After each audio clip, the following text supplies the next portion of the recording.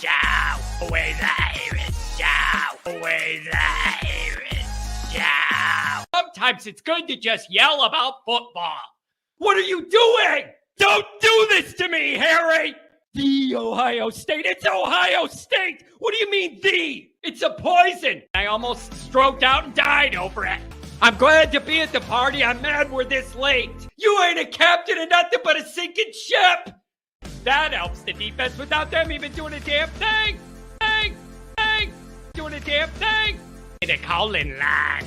312-988-15. You tell Johnny all you've heard and seen. Oh, Irish. Oh, Irish.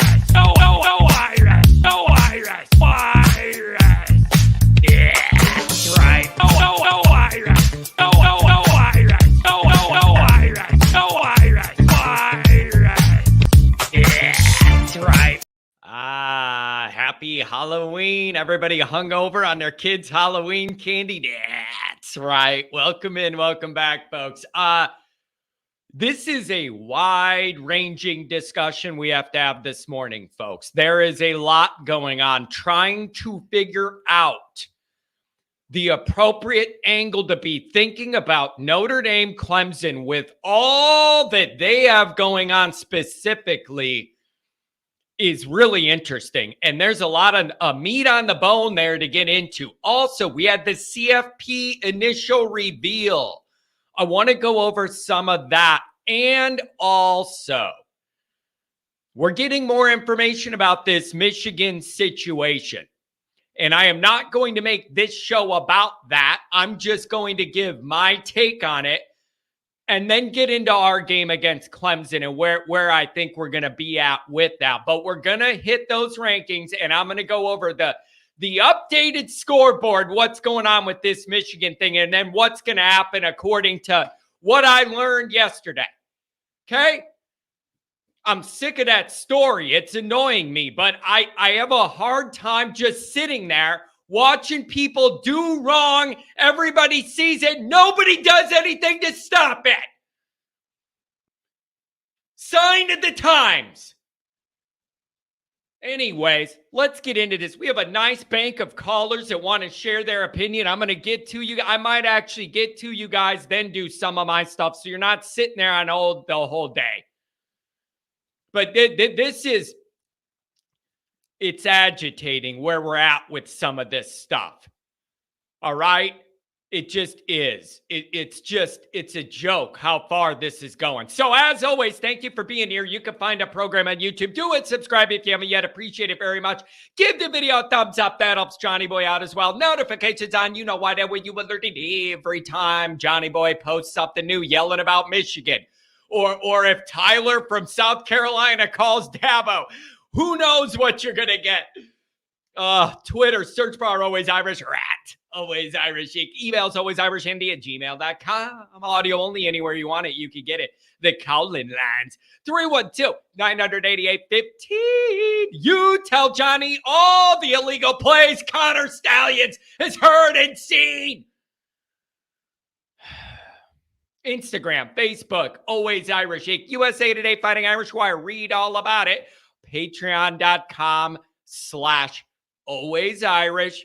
John Kennedy, Mike Goolsby, a dangerous Notre Dame media combination. Also, do not forget that this program is brought to you by the ND-Subway-Alumni.com. Let's show the website. Okay, folks? So I only want to work with people I believe in their mission. Their mission is to honor all of the Notre Dame Subway alumni that love Notre Dame with all their hearts, rather. While I'm looking at a hat, check out all the stuff they have. Get somebody something for Christmas off here. The Lou Holtz certified shot ski, but it's Lou, so it's Lou ski. Bring it to the tailgate. Get you something to wear. Get somebody else something for Christmas.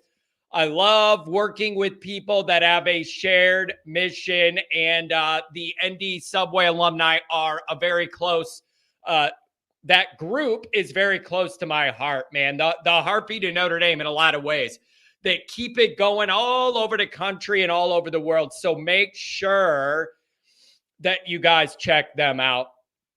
So, okay, if this is where we're starting, this is where we're going to start, I guess. Callers, I'm going to come right to you. Yeah, Dr. John. Good morning, John. Winter sucks. I'm telling you, I felt bad for the kids. We went around the block, and it was a 40-mile-an-hour snow, wind, hurricane right in our faces. I felt bad. I mean, the kids couldn't get that much. I mean, my daughter's 3. Ariel I don't think she understands it all. You know, she had her little Ariel tail and the red wig and the whole thing. I'm mad because I didn't get as much candy I could steal out of her bag. But this weather, all right, let's just do this part. And here's what I want it mainly to be about. Kids like snow, not a 3-year-old wearing an Ariel Little Mermaid outfit. They do not. It gets a little cold. We were not dressed for Halloween to be that cold. Okay. I want this primarily to be about what you think this dynamic of Notre Dame and John, you're an adult. You can buy candy year round. Don't steal from your buying candy's not the same as hard-earned trick-or-treat candy. Totally different. Totally different. I want it to be about Notre Dame and Clemson. The dynamics there are so interesting. They're 4-4. They're dragging ass. However, you know they have way more talent than being 4-4. Dabo's losing his mind. And you just don't know what the reality is of how Clemson's going to enter this game. Are they down and out? We're 4-4. Put us out of our misery. Or are they thinking, we're mad at everybody. We're mad at ourselves. We're mad at the fans. Our coach is mad at everybody. There's only one more thing you could do. Take that anger out on the next team you play, and it happens to be us. What's the reality of this situation? Here's what I think it is. There's no damn way Clemson's going to roll over and play dead at their place against Notre Dame. It ain't going to happen. I know it's noon, and it ain't even at 3:30, and it's definitely not prime time. I know they're not going to just lay over and play dead. It ain't going to happen. Fine. I need them to come out mad, ready to prove something that we're not this bad or whatever. And then I need Notre Dame to be good enough to just shut that shit down. Shut it down. You can come out mad and fired up all you want. I need Notre Dame to be more physical than them and quickly shut that shit down. That's what I need. This is the 6th leg of the marquee 3, 2 years in a row. This is the final one. You got to have it. They're not playing good football. Go down to their place, out-physical them, win the damn game. Get in the clubhouse at 10-2 and then see where this stupid committee ran by Boo Kerrigan puts you.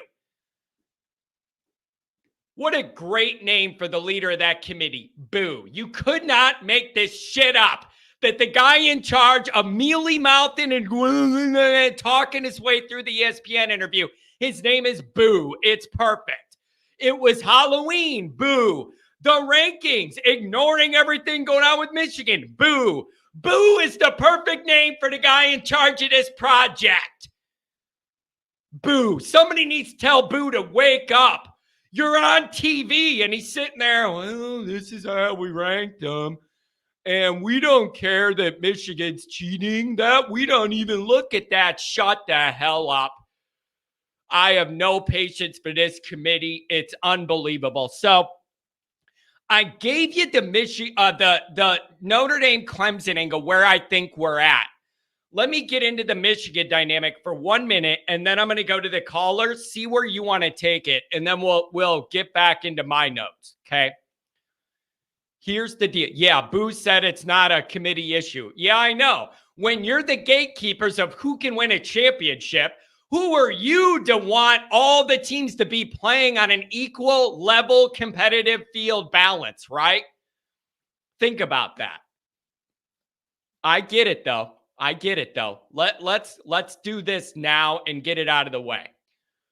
You have the committee. Ohio State, Georgia, Michigan, Florida State, Washington, Oregon, Texas, Bama, Oklahoma, Ole Miss, Penn State, Missouri, Louisville, 2-loss teams, LSU, then Notre Dame. That could change when they play Alabama this week. I don't know, whatever. All right, here's what we learned. It looks like nobody's going to stop Michigan this year. Nobody's going to stop. Nobody's going to stop Michigan this year, okay? So the NCAA is going to drag anus like they do on everything with their investigation. Michigan's clearly it looks like, decided to get in bed and defend all this and throw that contract at Harbaugh if he wants to sign it or not, with clauses in there that if the NCAA comes back, then you're out of here and all that. That's what's going on with this new contract. It allows Michigan to update the verbiage to where if the NCAA finds something that whatever, then it's a reason to discipline Harbaugh or get rid of him and not owe him all that money. So that's what they're going to do. When it gets signed or not, I don't know. But this lets them redo that contract with that verbiage. I understand that. But so the NCAA is going to take forever. Michigan looks like they're siding with the football program, and they're going to run with that. The playoff committee said, we don't have anything to do with that. I don't know what you're talking about. We don't have anything to do with it. We didn't even talk about any of their moral issues when determining who has access to a championship. Think about it. Think about where we're at in America. The group of people deciding who gets access to win a championship told you they have nothing to do with it being moral or not, and they're not there to make sure that it's a level playing field and everybody's doing things the right way. It rubs me the wrong way. So they said this wasn't even something we talked about. That's how far morally removed they are from caring about this. So here's the reality. The reality is, Michigan's done so much wrong. The last thing I'm mad at them about is their 111th ranked schedule and they're up into top 3 with 0 top 25 wins. That's low on the list of reasons they're on my shit list. So here, the CFP's fine with it. The NCAA is going to take forever. Michigan seems to be kind of going along with it for now. So here's the 3-step plan. Ohio State's got to beat them.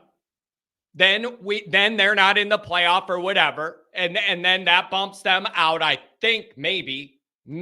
So I need Ohio State to beat them.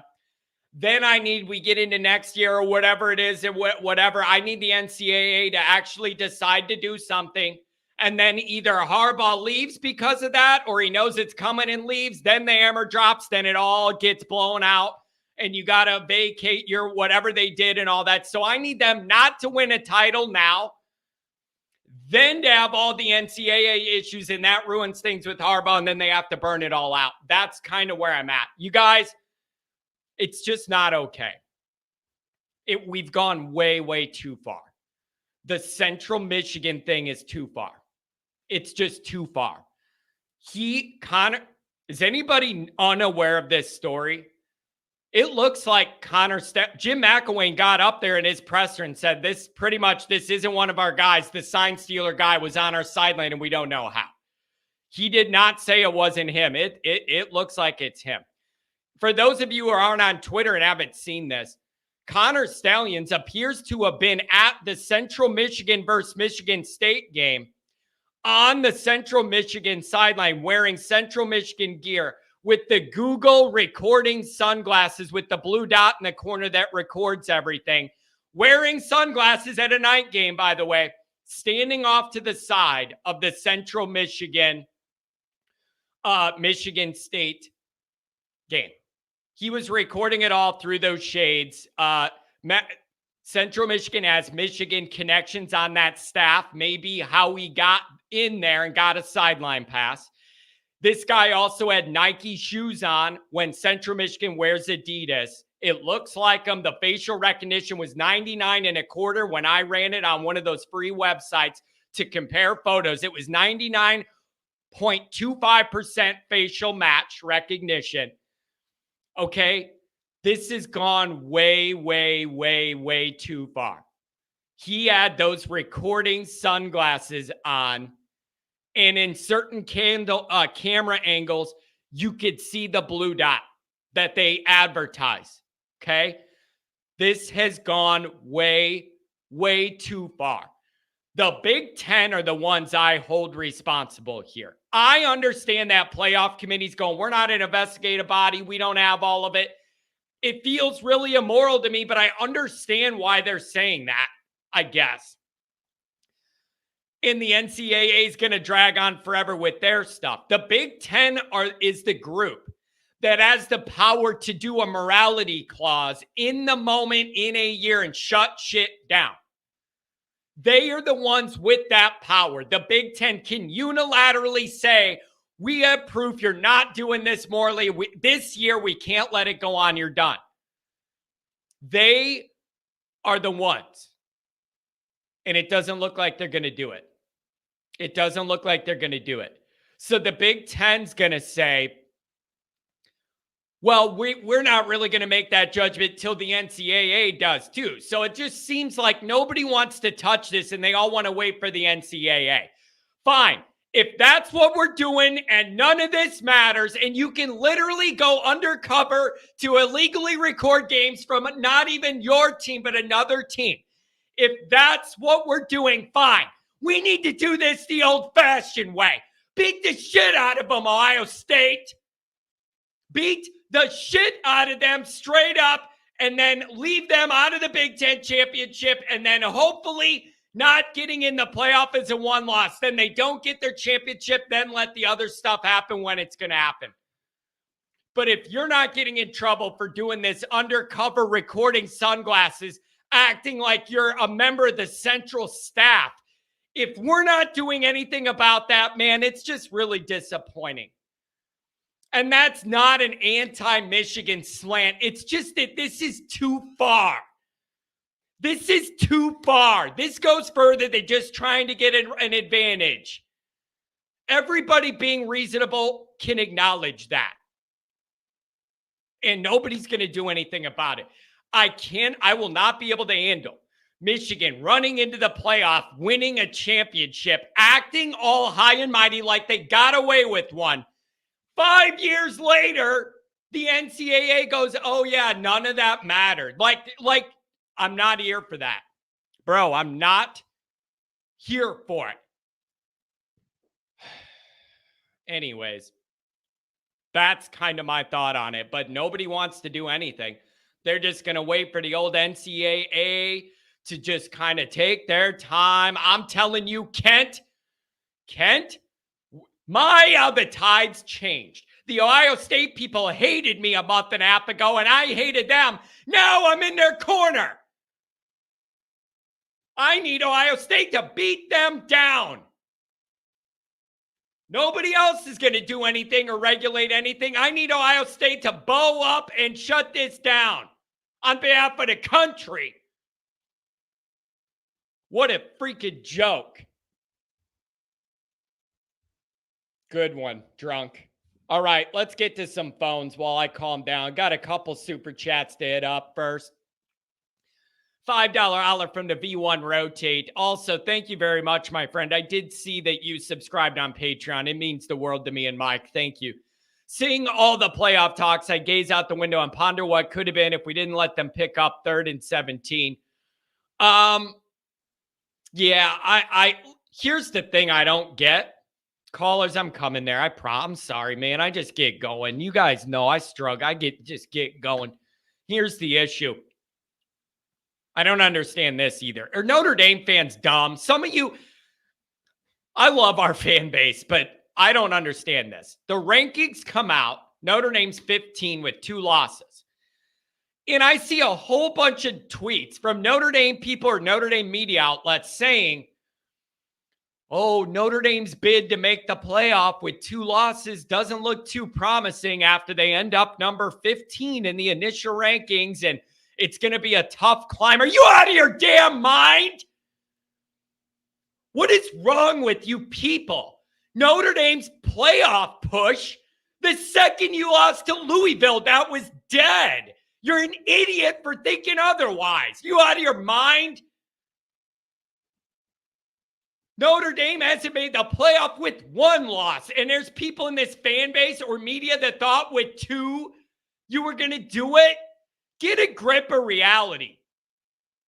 There's a lot of people that just don't want to live in reality because the reality doesn't make them feel good. I saw multiple tweets being like, this is really going to make it hard for Notre Dame to get in with two losses. You're an idiot. The second Hartman threw that interception to Louisville in the first drive, our playoff hopes were dead. Any Notre Dame fan thinking otherwise, you're an idiot.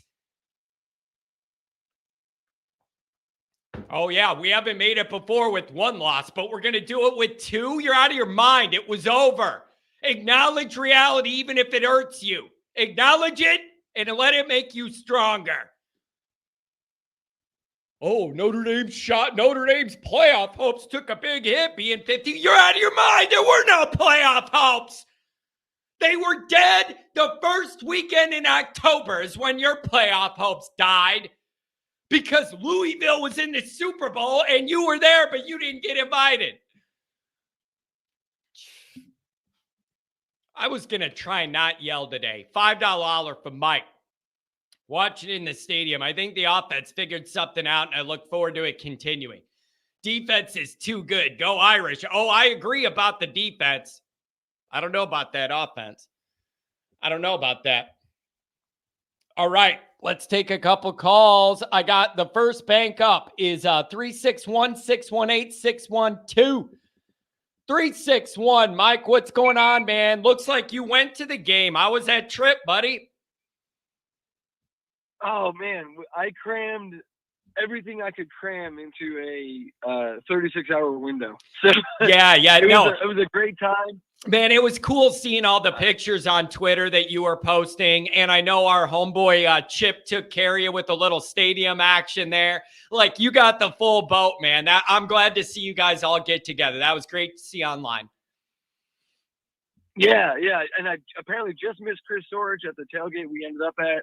I almost got run over by the bus and the golf cart, and I locked up and froze, and all I could do was stare at Jerome Bettis 2 feet in front of my face and then yell Jerome when he's 10 feet past me. There you go. That was cool. Well, I'm glad you guys had a good trip, man. Yeah. Well, you put on my comment. Being in the stadium, you can't see it on the broadcast. We had more than several open receivers. The issue was, and I don't know if it's what we're doing here, but on blitzes, we seem to not have hot routes checks. And if a running back misses a block, it takes away from a route that looks like it's about to be successful. And Hartman's forced to throw it. In fact, the amazing catch he made, Hartman's pass to Chris Tyree, kind of in double coverage, caught it. If he has a second longer, Flores is running wide open across the middle of the field on a post, but Hartman had pressure in his face and had to make a decision and did. So that's why I say the offense looks like it's improving. Yeah. And if Hartman doesn't make that poor decision on the tip ball, and if they call a defensive pass interference on Flores, we have another minimum 6 points against Pittsburgh. And it just, from the feel would be very, very different if that sequence went different. Then people wouldn't have felt bad about the offense even when you score 58 total, right? That's kind of what I'm picking up. Correct. Yeah, because the reality is we accumulated, I think, 89 yards and no points on 2 drives. I don't want to take the no points, but 89 yards isn't. You're not moving the football. We just had 2 mistakes. That makes sense. Now, let me ask you this, Mike. I believe, and Goolsby was talking to me about this the other day. Looking into this Clemson game, this might be a Sam Hartman, you need to make plays with your arm in this game type of situation. All right? Their strength is defense, and they're going to try and sell out to stop the run. They're going to do that and say, beat us if you could throw it around. We're selling out, stop the run. That, I guarantee that's going to be Clemson's plan. Sam Hartman, Mr. 6th year. This is the 6th game of the marquee 3 times 2. I need you to make the throws you need to make this week, buddy. I think that's the kind of game we might be looking at. What are you expecting? Well, I'll tell you what, the best plays we had, including Angeli's touchdown in the Flanagan, the best plays I felt like had the most opportunity were play action, roll out, move around. The 60-yard pass to Flores. I don't think that happens if it's a basic play action. You sit in the pocket, you rolled out, and Hartman isn't mobile enough. I think you have to do that because, again, there's been too many instances, including the Pittsburgh game, where there's an obvious blitz coming, and we don't do anything to combat it. We just kind of accept that they're going to blitz us, and we rush everything. Yeah. When there seems to be an option. But if you create a play action situation and move Hartman, he's already on the move. There's just it seems to be a way to work with what we're doing, and it created a lot of openings for players to catch the ball and be open. Yeah. And then here's the other thing, man. You got to think about this too. Evans became what Michael Mayer was, your third down release target, your go-to guy when you got to have it over the middle. You know he's going to catch everything thrown to him. All of that. Now he's out. He was your number one most reliable go-to pass receiving target of the wide receivers and the tight ends. He was the guy. Does that make you nervous as well? He was literally the go-to security blanket. Now he's out. So I don't want to poo-poo the idea of Evans not being on the field and available, but he was not looked at as the next Michael Mayer or the next Kyle Rudolph or the next Tyler Eifert. He turned out to be better than I think we thought. But having said that, Holden Staes has done more than enough to show he can play the position. We haven't even had Raritan healthy to know if he can do anything. We just saw Cooper Flanagan catch a touchdown pass. Davis Sherwood is obviously a very secure blocker. I don't think the loss of Evans is as detrimental as it may appear, because I think we have guys in the tight end room that can fill the void and do what he did just as good. Yeah. Yeah. But on top of that, like I said, the things I saw on Saturday in that stadium tell me we're going somewhere with the route concepts. There were too many open receivers. And if we can just understand that they're going to blitz us because we haven't proven how to beat it, then we understand and accept that and work with that, we're going to have opportunities. And Clemson is not a dumb football team. Their 4-4 record is very misleading. They have cost themselves 2 games. Yep. So I am just the one thing I worry about is coaching. And I know it goes all the way back to Ohio State, but the end of the first half, I was losing my mind. And Marcus Freeman's answer to why he let the clock run out and basically set up for 3 points when we could have had 2 to 3 shots and getting 7, his answer was he didn't want to leave Pittsburgh any time. They had no points and 71 yards of offense. Yeah. Is he not watching this game? We are. You could have given them the whole quarter. It didn't matter. Yeah. You need to be put the points on the board, because who was scared of them going all the way down the field in a minute? Nobody. It wasn't going to happen. Yeah, and if you do something like that against a Clemson, again, the record is 4-4. Yes, they're not looking great, but they still have more talent than most of the teams we're going to play. Hell of a lot more than Pittsburgh. Yeah. I don't want to see a coaching decision cost us points. Yep. Nope. Hey, that's fair concern. Fair concern. My biggest matchup is their strength and what I perceive to be our weakness. The offense is the weakest part of the team now. The defense is making game-winning plays all left and right. Special teams is too. I'm going to need Notre Dame to match up well with their defense and be able to make some plays. Dude, what do you expect the environment to be like? They're going through some shit, man. They're 4-4. Dabo's yelling at the fans. It's not a night game. Dude, they didn't even get the 3:30 window. They got the Northwestern 11 a.m. Big Ten window. What's the environment going to be like? This shouldn't be rock in Death Valley with everything on the line. What do you expect it to be like? Still loud or what? So, so here's the thing. What's interesting is I made friends with a lot of Clemson people. I was at the 2018 Cotton Bowl. I'm actually having one of my good friends on my show tomorrow or tonight, actually, to do a preview deal. But I'm saying all that to say these fans are more realistic and objective than a lot of college football fans. Yeah. I think they're still going to come as if the team is undefeated. I don't think they get defeated because they are humble. They do know it took them till 2015 to kind of figure it out, and they had a great run, and they appreciate it, but they're not going to, go, meltdown, I guess is a good way. They're not going to melt down. I think they're going to be there, maybe not as loud, but I don't think they're going to roll over and just be like, well, we're 4-4. Who cares? I don't see that. The fact that it's noon might minimize the environment only because you don't have all day to tailgate and get revved up. And yeah, that's the thing. Yeah, that's the thing. And then I'm fine with everybody's asking, by the way, if I'm doing something with Pigskin Pete. When I'm done with this show, actually, I'm going to record with him.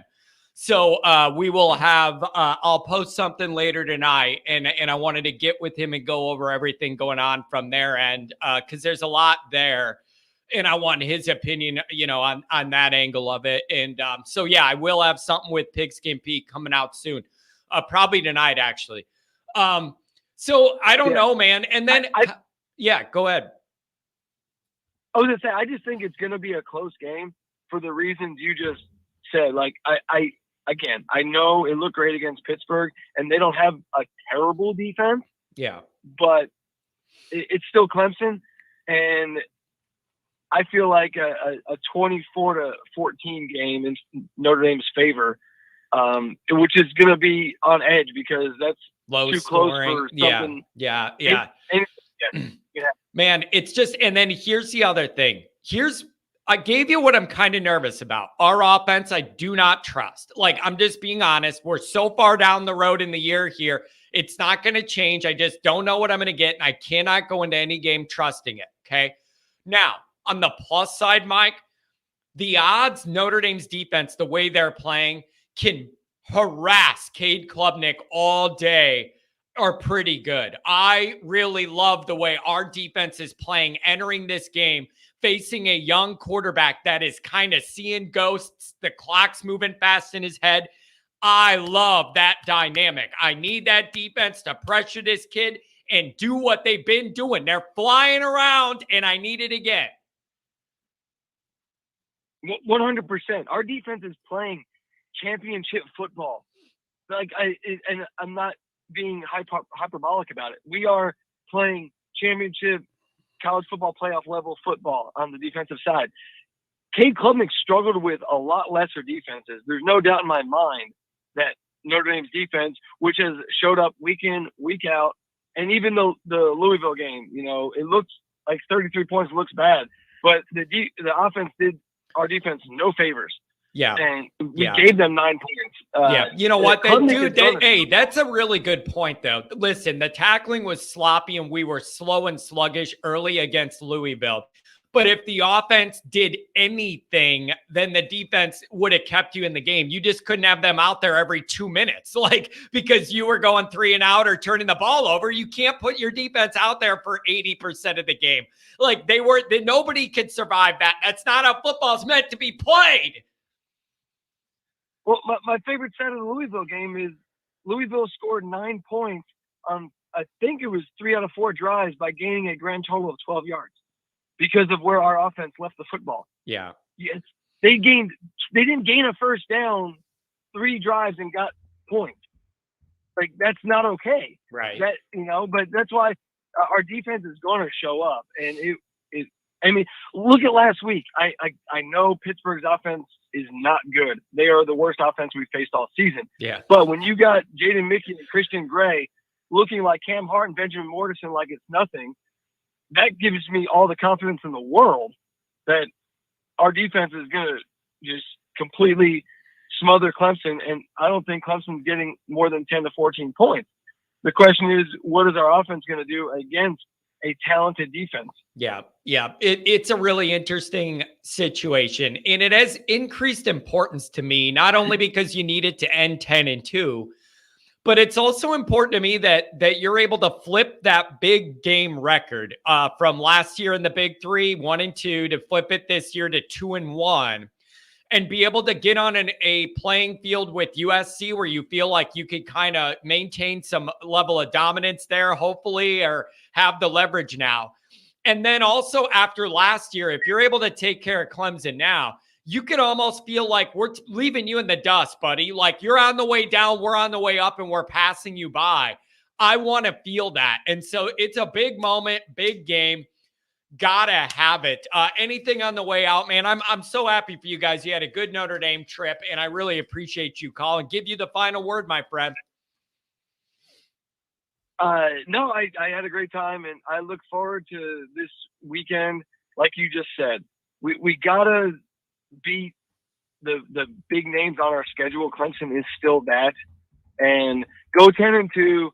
Find out who we play in the New Year's Six, and finish the season strong, and it starts Saturday. Yep, that's it, man. You got to get that 10-2. I think for this to be anything of a successful year, feel like good progress, you got to get that 10-2. This is the big one left.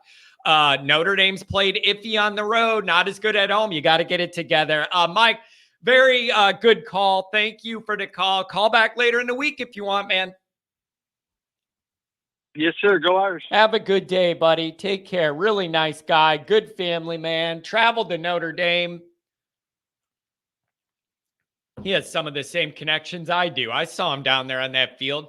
Tony, I tweeted this last night. You guys, sometimes the things I say come off like I'm a jerk, or I'm like kind of pushing it with my the way I deliver, whatever, and it's hyperbolic or over the top or something with my emotional effect. I've been saying Collinsworth's kid is not good at this for announcing Notre Dame games. He's not good at it, not ready for it, doesn't have the presence for it. He tweets last night, oh man, too bad Notre Dame has 2 losses, or this would be awesome playoff or whatever. And then he says, but the 18 playoffs really going to be something when we get into next year. Can't wait to see Notre Dame in the 18 playoff. It ain't an 18 playoff. The guy announcing Notre Dame's games, making all that money because his dad has golden pipes, thinks it's an 18 playoff. Like, dude, somebody got to tell me where I'm the one overdoing. Am I the bad guy for stating that he's just not ready for this job? He doesn't even know how many teams are going in the playoff, and he's sitting there running our games in front of the whole country. That's the guy on Saturday giving you important Notre Dame information, is the guy who doesn't know the playoff format we're entering. Like, I'm sorry, you guys, but you need to start holding people accountable that are in positions of power or prestige or both. I'm sick of the garbage NBC product. And now that they're in bed with the Big Ten, they have spread their resources thin. And Notre Dame is that red-headed stepchild that just gets the hand-me-downs or whatever. The camera work's been bad. The booth is bad. The production's bad. Not good enough. Not good enough. I'm figuring out some software program where I can get the game and I can yell about what's going on and nobody has to listen to that. Listen to me do it. I'll give you the real deal. What's going on play by play. I'm sorry, but if you were making that amount of money and you were handed that amount of power and credibility in the nation, you got to be better than this. You've got to be better than this. Garrett Riley, or Garrett Riley, Jason Garrett, he kind of looks like an awkward 12-year-old kid. He's kind of got that weird little 12-year-old haircut. He kind of looks like a dork kid, kind of like the kid that would just sit there in the lunchroom and be like, I don't know what to do. Do I have any friends? He's just, there's nothing there. There's nothing there. It's like, John, what do you want? What would be good enough? Mike Tirico. There, I just answered it. Mike Tirico. A absolute grade A pros pro with national credibility. Okay, Mike Tirico. Oh, John, you're not happy with anybody. Who do you want? Give me that guy. A grade A professional everybody respects, not just in football, in every sport. Give me that. I'm just sick of this crap, man. Sick of this crap.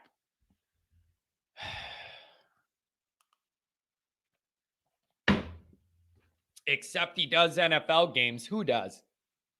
Collinsworth or Garrett?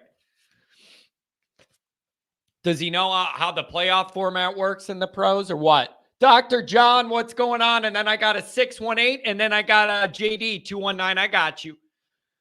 What's going on, Dr. John? Well, I had this vision after I heard you say you weren't going to yell this morning. I had this vision of you in front of your mirror this morning, looking at yourself saying, I will not yell. I will not yell. I will not yell. I was going to try. I was going to try. But, John, some of this stuff's just adding up for me where I'm just having a hard time just moving forward and letting it all go. There's just things that are adding up, and I want accountability for things, and I'm just not seeing it, and that's frustrating. It just feels just wrong to me, and it's just kind of where we're at. And so I'm sorry I got worked up, buddy. No, I have no problem with you getting worked up. I don't think you should start the morning saying I'm not going to yell. Yeah, I know. Why even? I think just skip it. Yeah, why even bother to do that? Just skip it and embrace what I am. I just these things just get to me. But John, let's focus on Clemson for a moment. I don't know. Well, can we do Pitt first? Yeah, go ahead and do Pitt. Let's go. Yeah, do Pitt. Well, I was at the game too, and your first caller, I wish I would have known where he was sitting at the end of the first half, because we probably could have helped each other, because I was going out of my mind too. I had no idea what the hell they were doing. Yeah. Letting that clock run like that. That just made no sense to me, and it still doesn't. So, yeah. The other comment about Pitt, Hartman just was not sharp. And I worry about where he is mentally right now, since we're out of the picture of national championship. Yeah. Because I think that's one of the reasons he saw a real possibility of coming to ND and leaving his college football career with a championship. And I just wonder how much he's been deflated. Let me put it that way. So. Yeah, I think that's fair. And I do think that this may be a Sam Hartman type game entering Clemson. I know they are going to sell out to stop the run. So Hartman is going to have to make plays with his arm in this game to get Notre Dame over the hump. I am just on alert, John, because this is not a run-of-the-mill 4-4 team. Usually when you see 4-4, you think a team bereft of talent first and foremost. Then you start looking into coaching and whatever else. They're not a regular built 4-4 team. And if Notre Dame goes in there and messes around at their place, you're going to be in a dogfight all night. So I am not being fooled by their 4-4 to think they just have no talent. You're going to roll the ball out there and win. That isn't going to happen. Well, didn't they lose 2 games in overtime? I believe so. And some of these games, John, they dominated in time of possession. They dominated in overall yardage, and they just make too many critical mistakes that kill them. But like Duke, they lost 28-7 and dominated every statistic other than turnovers and freaking points. But they dominated time of possession, all the yardage and all that. But they make back-breaking mistakes they can't overcome. I can't rely that they're going to do that again this week. We need to make the plays, not wait for them to not. Yeah, this game does scare me. I think it scares me more than Louisville did, and Louisville killed it. So yeah, again, I think it's going to be a coaching thing, John. Yeah, the team's got to be ready to play. Yeah, and I want to know what. There's an opportunity here, John. This is almost symbolic in a way of where Clemson's at and where Notre Dame's at. And there's just an opportunity here to have the feeling like Notre Dame's going to breeze by Clemson as a program after last year. And if you could beat them at their place this year, and it would feel like we're on the rise and we're passing them up and they're going down the other way. That would be a big deal, man. And to be able to flip the marquee 3 to 2-1 with wins over your rival. And then these guys, I like that, man. This is a huge moment. Well, I think it is too. And like I said, to me, it's a coaching thing because these guys have to go into that game with a chip on their shoulder that they need to prove themselves. Yeah. If they take this team lightly, I'm scared. Yeah. Now, here's what I'm confident in. I'm seeing these visions. Notre Dame's defense is playing with a pep in their step. That defense has found their groove, found their rhythm. They're making game-changing plays. They are bouncing around. They are flying around with a lot of energy. That is perfect for what I need them to do this week and get in that young quarterback space and be flying around. I'm super confident Notre Dame's defense is going to have another good game because they're becoming too consistent for me to think I'm not going to get that. Yeah, they've been playing great. And I'm thinking back to the middle of the summer when, as I recall, your big worry was how the defense was going to be. Yep, I was worried they were going to regress a little, And if the offense took a step forward, where would that leave us overall? A lot of the summer was based around that kind of concept. I'm telling you what, man, that defense it's impressed me. They're getting more out of it than I thought they could, even without perfect personnel in certain spots. Notre Dame doesn't have the edge rushers they need to have to win a championship, and they're still doing what they're doing. They're playing really great. Al Golden deserves credit. Mickens deserves credit. Washington, all those guys. They're playing good football, man. I love to see it. Yeah, I think, as the season went on, they got more comfortable with the game plan, which allowed them to start playing as fast as they are.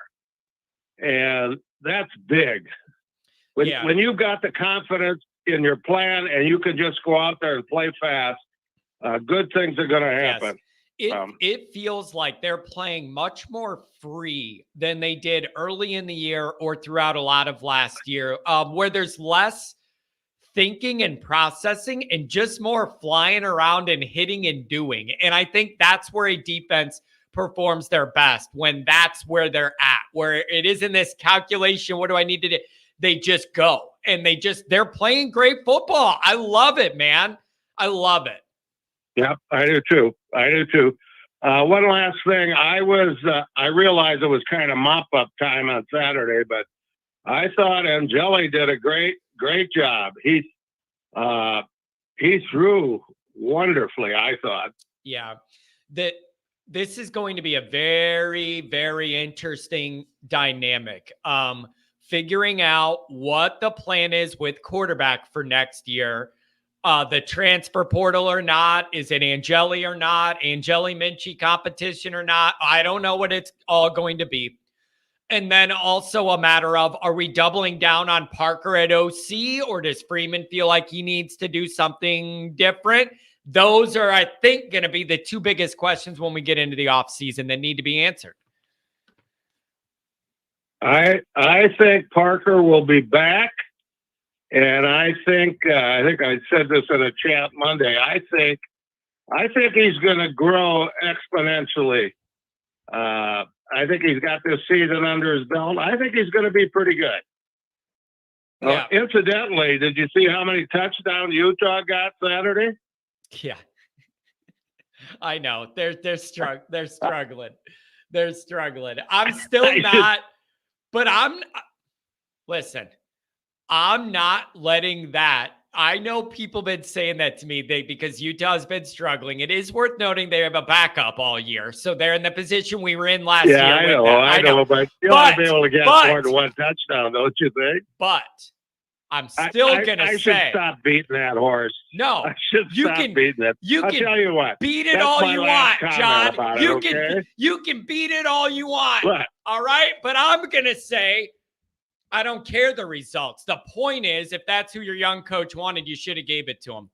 That's my point. Before I even worry about the effectiveness or efficiency, my point is you need to empower your young coach that doesn't have a lot of experience. That's the guy you wanted, and you couldn't make it happen. That's all I want to say about it. All right. We're you and I are done discussing this, okay? Okay. I'll make that deal. All right. Hey, you have a great show. Hopefully, I couldn't hear the whole show on Monday because we were on the road. But did California Joe call in on Monday? I don't think I saw him. I do not believe I saw him. No. Okay. Well, I hope he calls in today or Friday because I always enjoy his take on things. I think he studies things. Of course, much better than I do because I'm just a human interest call. That's all I am. He has a way of kind of relaxing. He's just got kind of a vibe that's kind of relaxing, and it's the opposite of mine, and I like it. His schedule might have been changed because I haven't seen him for a few shows now. He might be having something else going on, man. But yeah, I've been looking for him. John, I'm glad you made it to the game, and I'm glad you did all that, man. Analysis. Yeah, I like it too. Okay, partner. You have a good show, and I will be watching on Friday. There you go, man. I'm glad you guys had a good trip, and thanks for touching base. Dr. John, man, that is my surrogate Notre Dame grandpa. That is like the closest Notre Dame guy I've found to my grandpa Kennedy, just in terms of the old Notre Dame stuff. And all those decades and the memories from all that time and the viewpoints of people that grew up in that era. He's like the closest I'm ever going to get to, and I love him for that. I just do. It makes me reminds me of like Grandpa Kennedy vibes and with Notre Dame, and that means a lot to me since he's gone. JD, and then I got 618 after that. JD, what's going on, buddy? John, I am fired up, heat off, bad, John. What's got you mad, JD? What's got you mad? Well, first of all, I'm calling you in the middle of the week, so you know it's got to be bad because I'm not at work. Yeah. Well, yeah, you usually are not able to call at this time. Yeah. So real quick, I'll try not to get too fired up so I don't talk too fast because when I get going, I talk really fast. Here's a good story for you. Okay.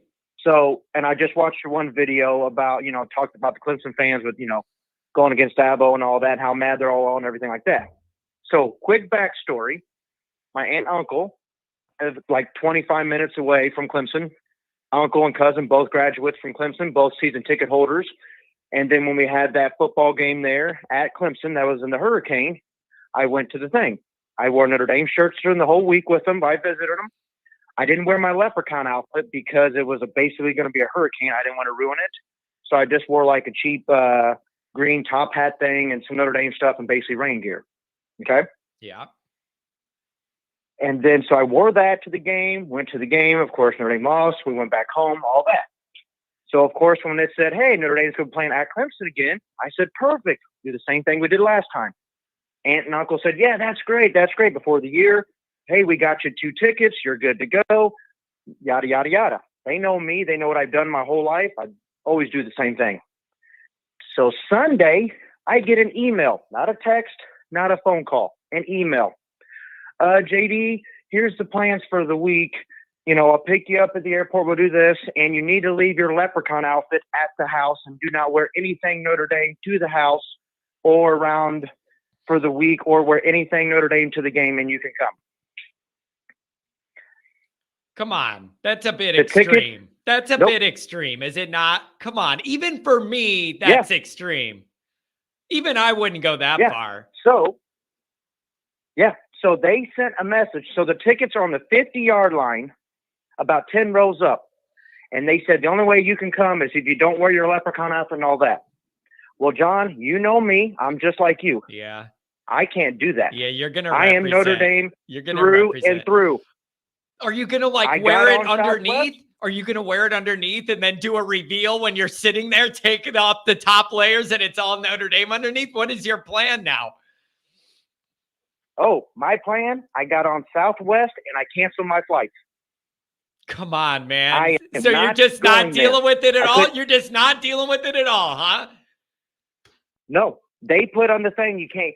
They said if I wore anything Notre Dame, they wouldn't even drive me. I'd have to get my own transportation to the game. But who's they? Wait, who is they? Who is they exactly?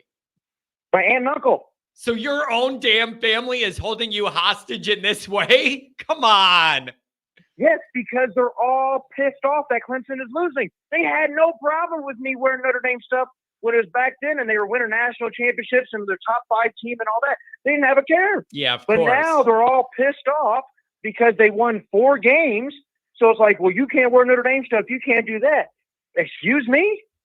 I don't even want to go and be a part of that, because it's like, if I say one thing Notre Dame, if I would stand up and clap, I can't go to a Notre Dame game and sit there with my arms crossed and wear a gray T-shirt.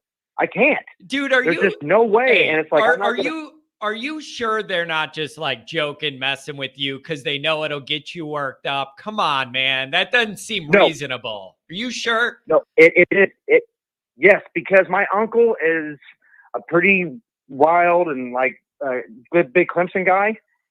And they said, and Aunt Kim says all the people that they sit around and people at the tailgate will not want anything to do with anybody Notre Dame or anything, and you cannot come. That's good old stuff. We can't, you can't come. It's a little surprising because I'll be honest, of all the fan bases I have hatred for every different reason you could hate a football fan for, I don't have that much problem with the Clemson people. Like when they were here last year all weekend, they were cool to me. We were drinking at the bar, innocent banter. They wanted to know where to go on campus to experience everything.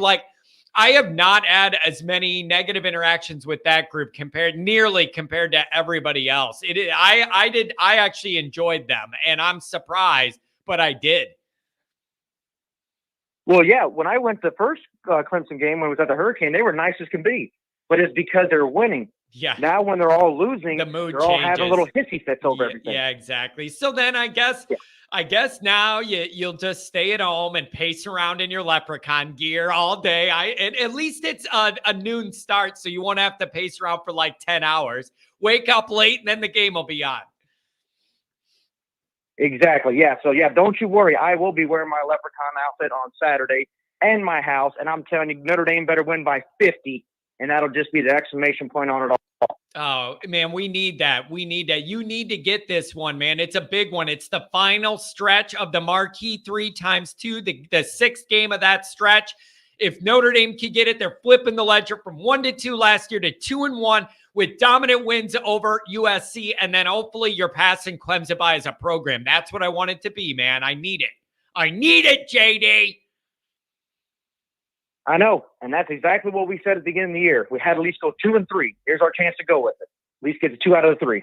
Yep, I want to get it. And so I don't know what to make of them, man. They're 4-4, but I know they have more talent than that record, and I'm just not quite sure what we're going to get, and I'm not sure if it's going to matter. I want them to come ready to play and pissed off and mad at the world, and I want us to shut it down anyways. Oh, yeah. This is our chance to prove everybody that, hey, we go out there and win these next 3 games. We're 10-2 season. Let's go win a New Year's Six bowl game, and let's get ready for next year. There you go. Hey, somebody's saying that it's just time. Somebody's saying in the chat, JD, it's just time that you're going to have to accept your family is in a cult. You're just going to have to accept it. As if we're not, Yeah. JD, though. Look, we are grown men, and I walk around with a chain around my neck, and you wear a leprechaun outfit everywhere we go, and we're the ones judging everybody else about their fandom and where it's at. Did you ever think me and you are the same thing? I'm a 39-year-old man who wears a chain around the parking lot, and you dress up like a leprechaun. Who the hell are we to make these judgments? Exactly. That's why people go, why do you love your wife so much? I said, she lets me wear a leprechaun outfit and still, is with me the next day. The real question is, why does she love you that much? That's the question. I remember her reaction when I picked her up the first time when we went to our first Notre Dame game and I had that outfit on.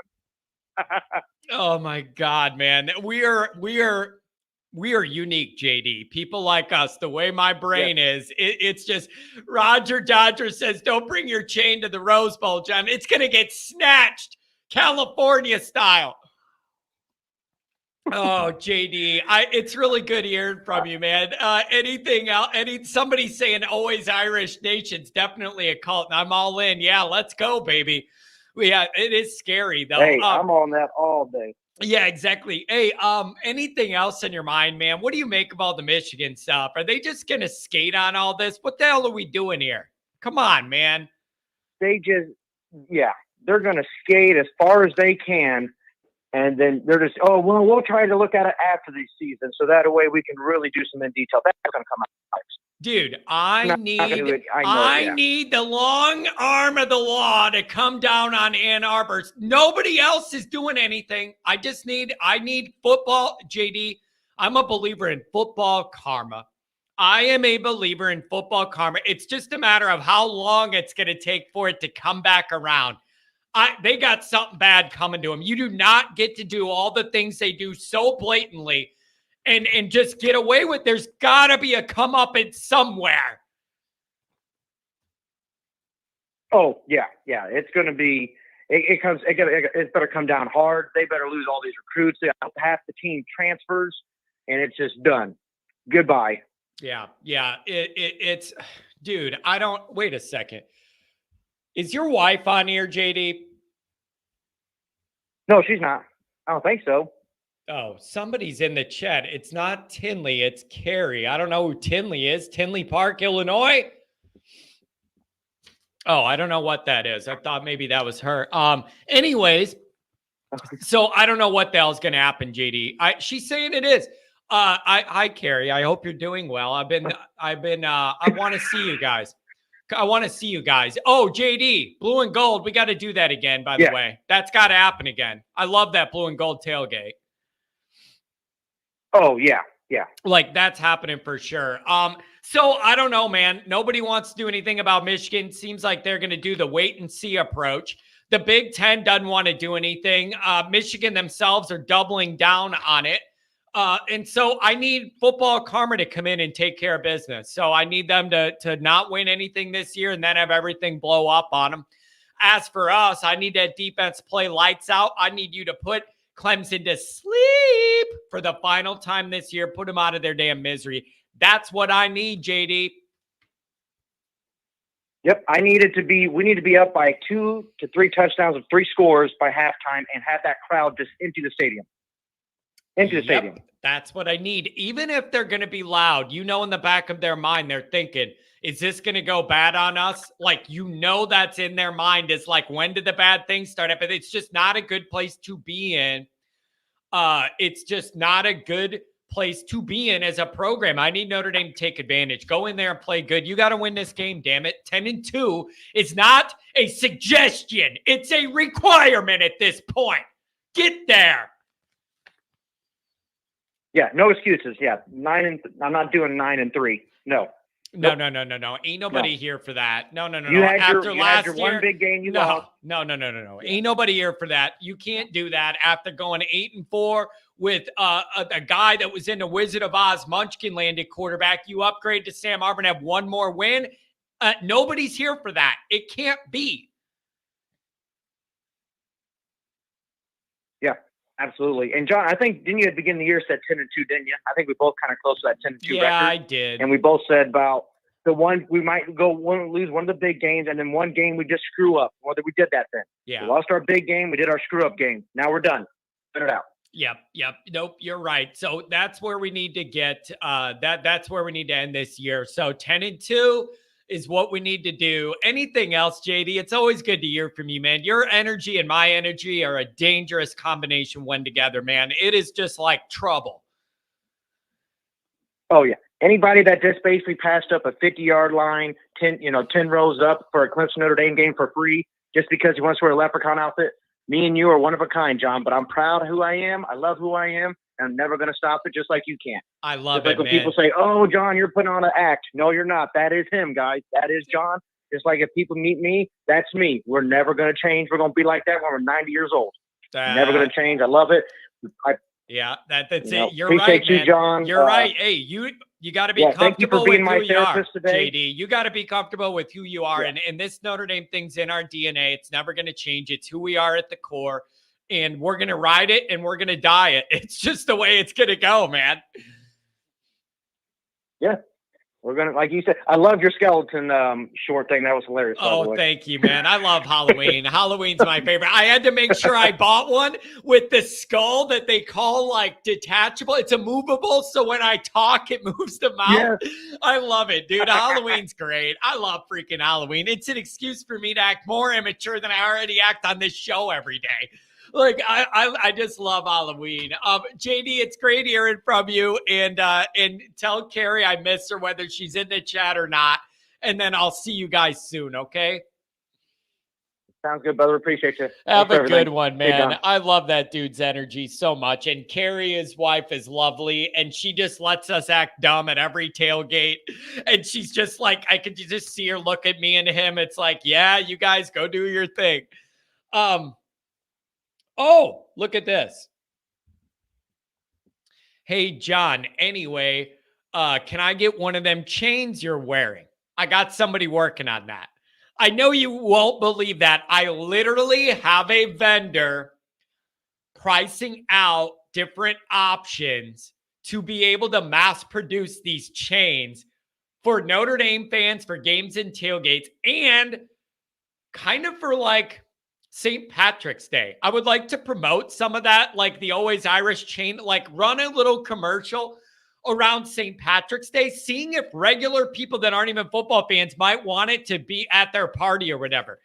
I am getting that priced out. So there's a lot I have to figure out on how that all looks and the pricing. I don't have any of the information yet, but I did reach out to a vendor who I think could get these done. Somebody I know that's going to go and figure it out. So that is actually like on the docket. I'm literally trying to do that. I don't know if it would be my exact one because it's getting mass produced and this one was handcrafted by Mark with glasses. We'll have to see what they come up with, but something like it. Just a cool, fun tailgate thing to have. Kent says that's exactly why I love this show. The passion's second to none. I appreciate that, Kent. I'm going to have a lot of passion for Ohio State beating Michigan. Like we're not doing this. They have to be shut down. And if nobody on the outside is going to act with moral compass and realize that this is going on now in the moment, then I need Ohio State to beat them. I'm on your side.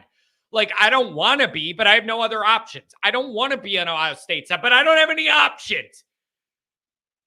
So call me Buck Nut Irish or something. Unbelievable. 618 and then 385. 618, what's going on? Good morning. Hey, how everything going, John? It's going okay, man. There's a lot going on in football land. We got to drive the stake in their heart. Yeah, finish them. Finish them. So we can go ahead and finish off the season 10-2, man, and even, and get to one of these New Year's Six bowls, man, and possibly even win that. And then we're going to do something that even BK didn't do, man. I mean, yep. And then we can start looking into next year, man. Yeah, it's a big little kind of ramp down at the end of the year here. What do you make of their 4-4 record, man? I know they're a lot better than that. I know they have better talent than that 4-4 record, but they just keep playing dog shit football every week. So I don't know what to make of it. They just keep playing bad football. But I know they're better than 4-4. Yeah, I think Notre Dame wins in a dog fight, man. I mean, I think they win by 10, man, maybe 28-17 or 35-17. Yeah, I expect man, you know what I feel good about? I feel good about Notre Dame's defense. I think those guys are going to be flying around Death Valley. They're playing at such a high level and they're so like cranked up with it. I just feel like that's a vibe and I'm going to see it here. So Notre Dame's offense has got to do some things, but I feel confident our defense is going to go in there ready to knock some people around. Yeah, man. I think we got one of the better defenses in the country, man. I mean, I feel like, man, even when they put the young guys in, man, the young guys are flying around and looking good. You know, I mean, maybe Clemson don't score 17. Maybe they only score about 10, you know, but yeah. I mean, man, this defense is nasty, man. And they're playing good ball. I'm hoping man. that they're flying around, man. I feel like Al Golden is like a lazy recruiter or whatever, but I think that, man, I'm hoping that he do come back next year so we can, you know what I'm saying, so we can be at this again, man, from the start to the finish. Yeah, it is. It's just such a big moment, man. You got to get this one at 10-2. Let me ask this. Who's more pressure on? Is there more pressure on Notre Dame in this moment because they have more on the line if they get to 10-2 at the finish line? Or is there more pressure on Clemson to stop this all from falling apart and having another embarrassing loss and whatever? Who's there more pressure on in this game being at their place? Us or them? And why? I think it's more pressure on Notre Dame because this is the first time they walk into the Clemson game where they're not the hunters. They're the hunted. You know, you got to get through this game, man, and you got to get through this game. I feel like, you know, Clemson has nothing to play for at this point, so it's really no pressure on them. Yeah, you know, they're at the point to where we was last year, man, where we had nothing to play for. Yeah, and look what happened, though. Yeah, look what happened. Out of a hat, they pulled that performance out. Like all Notre Dame fans need to be aware of the dynamic because it was the exact one flipped 1 year ago, and we rose up and took it to them. So you got to be ready for that. But I think Notre Dame's defense is going to harass Cade Klubnik all day. I do. Man, I haven't seen, I really thought that he was going to be better than what he is, man, but Jesus Christ, man. Yeah. This kid, he doesn't have it. And I mean, I think we harassed him all game, maybe throw a few picks. Yep. That's what maybe he's been doing. Sixes. I'm telling you, man, he's just, you could see it. He's a young guy struggling. The game's moving very fast for him. He doesn't have a lot of help. Like, he's seeing ghosts. He'll throw the ball up if you pressure him, make quick decisions. It's right there for Notre Dame. The way we've been playing defense, if you could crank up one of those performances again, Notre Dame's going to be in a good spot. But this may be the offense is going to have to do some things, man. There's no way around it. You got to go to Death Valley, put together a bunch of good drives here. Yeah, and I think, man, I really think, man, this be like, there's a lot of pressure on Sam Hartman too, man. I think this week probably be his best game of the season. Well, you kind of need it, man. They're going to sell out to stop the run. They're going to sell out to stop the run and say, if Sam Hartman's going to throw it around, go ahead and throw it around on us. Your favorite tight end target's out, so you're going to have to make some things work. Mm-hmm. Like I said, at this point, we got a New Year's Six Bowl to play for, man. I mean, even though I didn't like what the committee did to us yesterday because, you know, I understand Louisville being ranked higher than us because they beat us, but LSU lost 2 games and we lost 2 games, but our loss is a better loss than what they losses are. You know, we lost to Louisville, who only have 1 loss, and we lost to the number 1 team in the country. How in the world is we ranked 15th? Well, I guess all the 1-loss teams, and then LSU is ahead of you 1 spot as the first 2-loss team. So I guess that's the argument then. All the other ones have 1 or no losses, and then LSU's 1 ahead of you with 2, and that could change depending on what happens with LSU Alabama. So I guess that's how they ended up there. I mean, when you lose 2 games, I can't really complain about where you gave up controlling your own destiny when you lost 2 games. So I can't complain about where they put Notre Dame that much. With 2 losses, you don't control your own shit anymore, and that's on us. And one last thing, I've been seeing on Twitter what they asking about the portal quarterbacks, man. Yeah. I think I've seen enough of Angeli, man, that where I can say, man, Angeli and all these people keep talking about going into Texas A&M next year, man. I mean, this is not the same Texas A&M it was maybe 6-7 years ago, man. Yeah. They're falling apart. It's not the same, man. It's just not the same. I think that Notre Dame could go in there with either Minchie or Angeli and pull that out, man. Yeah, man. Yeah, but there are some big decisions with Notre Dame's offense coming up this offseason with the quarterback and the coordinator. And I'm really interested to see where that goes. Anything else, my friend? Really nice touching base with you. Man, that's all, John. Hey, man, give me a call again. You're a regular, and I like your takes, man. Give me a call later in the week. Have a good day. All right. See ya. Man, he just keeps calling. I love that dude. Keeps calling. $5 a holler here. Thank you very much, Justin. My concerns: beat Clemson, get to the New Year's Six. Who opts out? Alt, Hartman, Hart, Estime. Do these mean anything when any of your healthy ones don't play? Man, that's a really, really interesting point. I think it's a matter of those games are starting to mean less because of the popularity and the relaxed way everybody looks at, oh, your best guys are sitting out to go to the league, whatever. People are kind of getting that as the norm now. Here's the issue Notre Dame has, though. Notre Dame has a different issue. Notre Dame's issue is the streak of the embarrassment streak of us not winning these big bowl games extends 30 years to when guys did play and they weren't opting out and all that. And then now you're getting to the point where it's harder to win those games because it's common now that your guys sit out. We need to get that dumb streak over with. You need to get the dumb streak over with. But if it's a New Year's Six, but not a playoff, people are going to be told by their handlers, you don't want to play in this game. You got nothing to gain. You can't even win a championship. You're going to snap an ACL to win the Camping World Bowl? Are you out of your mind? Like, whatever. Andrew Gilmore, he's saying,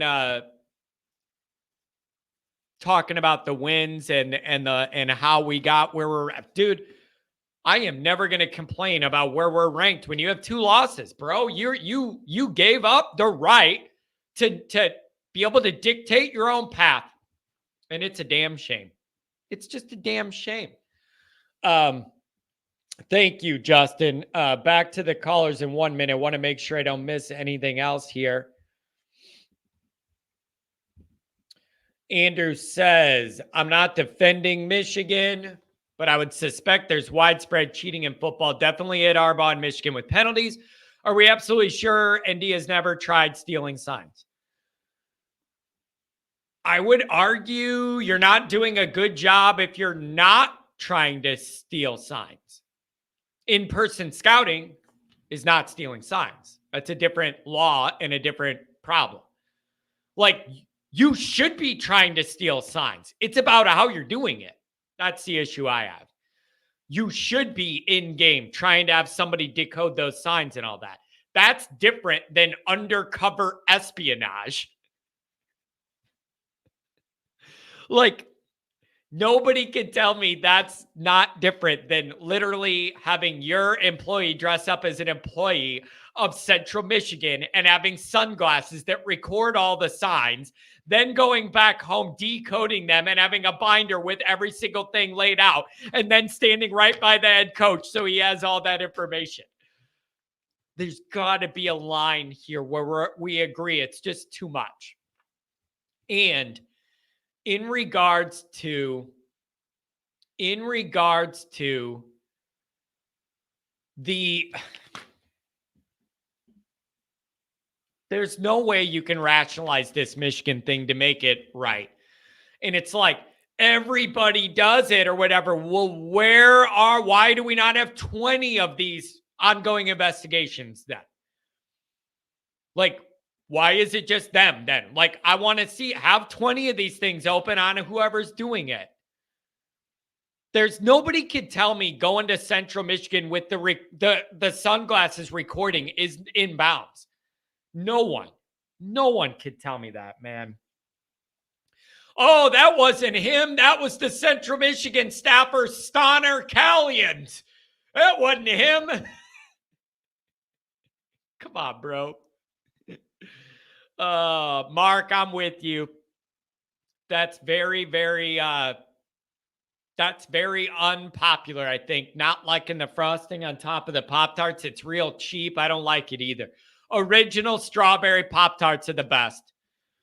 I don't need any of that stuff. Oh my God. Andrew, are you trying to trigger me?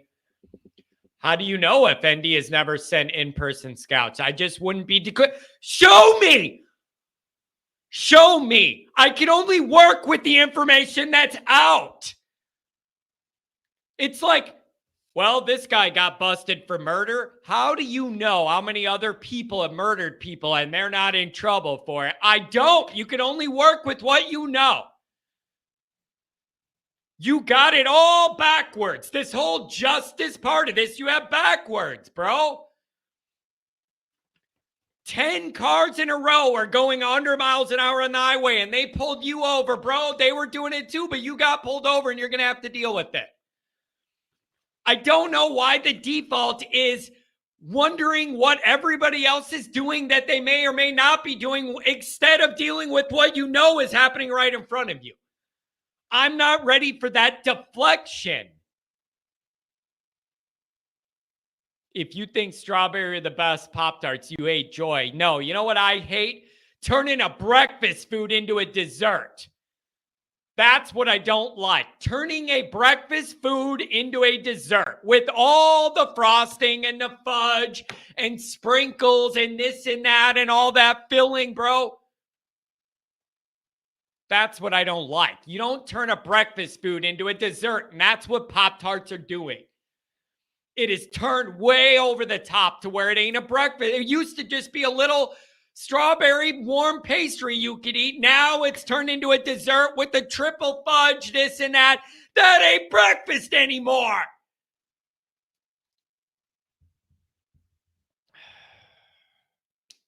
I'm just saying, I can't understand a narrative that's more about what maybe other people are doing or whatever instead of knowing the one that you have proof of. There's no point in that. Show me 20 other people doing this, bust them all. Or make it legal. Or put the thing in the ear in the helmet so nobody has to do this. That's what you do, you guys. That's the honest answer. You put the earpiece in the helmet and then nobody can do this anymore. You just do that. But that's not what we have. That's not what we have. Eat plain toast, John. I eat everything plain. Are you out of your mind? Look at my body frame. You think I'm a guy who uses a lot of condiments? You're out of your mind. I eat plain, okay? The way America's gone now with this food is absolutely outrageous, over the top. Oh, John, you want a cheeseburger? Yeah, what do you want on it? Bread, meat, cheese. That's it. Nobody needs anything else on a cheeseburger. Meat, bread, cheese. Nobody needs anything else. Anything else is just over the top. You're overdoing it. You're trying too hard. And then what am I going to do? Dump a bunch of ketchup and mustard in my burger, soggy in my buns? I'm not soggy in my buns. No, I will not. Mustard? Are you out of your freaking mind? I'm not eating mustard. All that yellow, it just don't, not gonna eat no mustard. You're out of your mind. Oh, John, do you want a hot dog? Yeah, what do you want on it? Ketchup only and nothing else, because I'm normal. You see these people in Chicago? Oh, I got a hot dog and you can't put ketchup on a hot dog in Chicago. Kiss my ass, bro. These people are sitting there with, it looks like they have a garden growing out of their hot dog. I see weird vegetables with sticks and peppers and things coming. Just eat normal. Eat normal. This country has an obesity problem. Dial it back. I'm serious about soggy in the buns. I don't understand how anybody eats like that. I can't handle it. I really can't. Oh, of course, Blake. I guess we're turning this into this. Blake, Mark, I have the body type of a biology room skeleton. Did you think I was a hefty eater? Give me a break. Sounds like he orders the chicken tendies when he goes out to eat. Are you shitting me? That is one of my most common moves at 39 years old. I'm somewhere where I can't afford to get the runs after we eat. I'm eating something I know I could trust, like chicken tenders. I'm getting something I could trust, like chicken tenders. You fry them, nothing can go wrong. When I'm somewhere and I don't trust it, I'm getting the chicken tenders. If it's good enough for that 7-year-old, chicken tenders and fries, I'm getting that. Pizza, I'll get a little exotic on pizza. I'll go with some pepperoni. But I ain't doing anything else than that. What do you want to do? Put a bunch of peppers on there, blowing up my insides and my backside? I just can't people just be normal. Everybody's got to overdo everything. And food's the number one thing. What part of the chicken does the chicken tenders come from? The regular part. Oh, boy. I'm sorry that I got into this. Mushrooms. If I'm eating a mushroom, I better start seeing leprechauns and 3D colors. What are you talking about eating a mushroom, bro? I better be in a different galaxy 2 minutes later if you ever think I'm eating something like that grows out of a piece of poop. You're out of your mind. Food. Oh, you're in Chicago. Get an Italian beef. Yeah, I love one. Do you want it dipped? Are you out of your mind? Why would I want that loaf of bread dunked in gravy, basically, the au jus, and it's all soggy and mushy and leaky? Are you out of your mind? No, I don't want it dipped.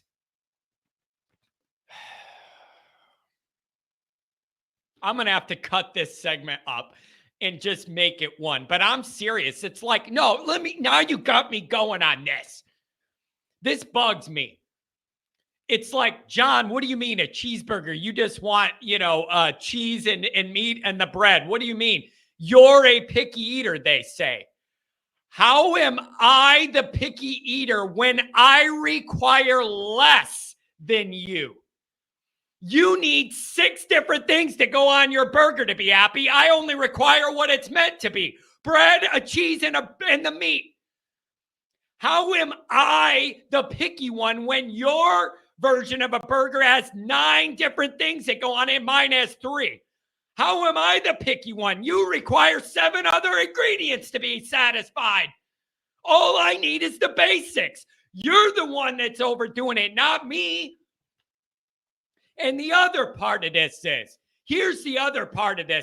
this pissed me off my whole life. When I go to a fast food place and I get a plain cheeseburger, why do I pay the same amount as everybody else that gets all that bullshit? I'm saving you money on all the ingredients I'm not eating. I deserve to pay less money. I'm saving you money by not getting all that rabbit food bullshit. I should be able to pay less. John, you need to open up your taste. I like what I like. I like relish. What is relish? Is that chopped up pickle or whatever? Are you out of your skull? Don't get me started on ranch. Don't get me started on any of that. No, be normal. Chicken tenders for the win, baby. Little barbecue sauce and some fries. That's all you need. Pickles. Are you out of your mind that you ever think that I would look at a pickle and go, you know what? I need to eat that. There's nothing about a pickle that looks appealing at all. Unbelievable. Unbelievable. This is outrageous. This is outrageous. All right. I think I'm done with that.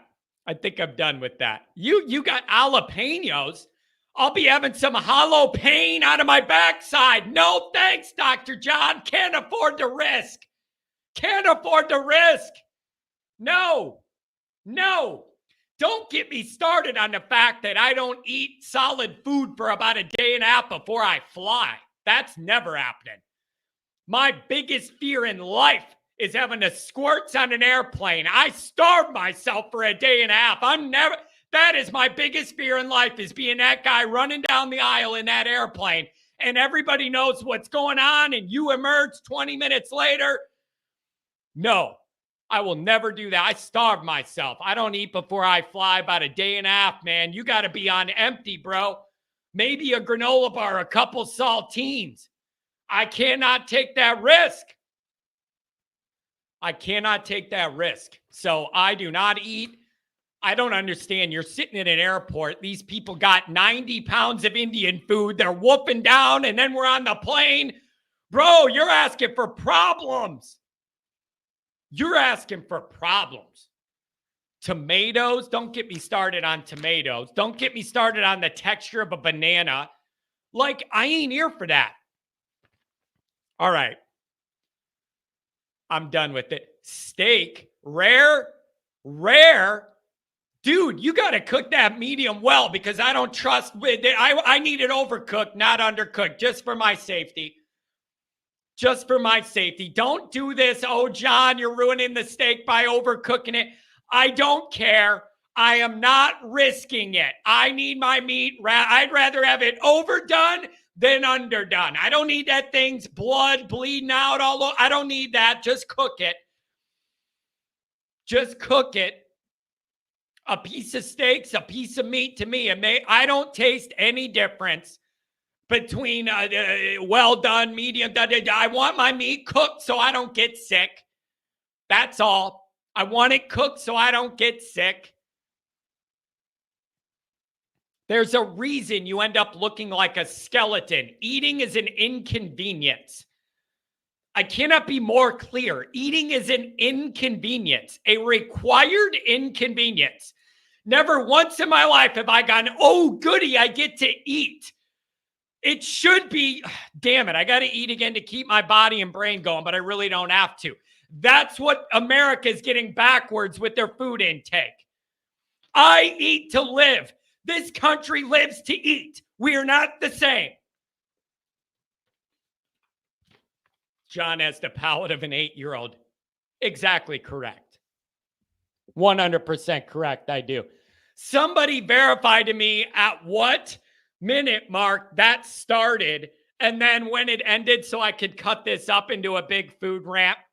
Sushi. I will do sushi when I'm going fishing and I need bait.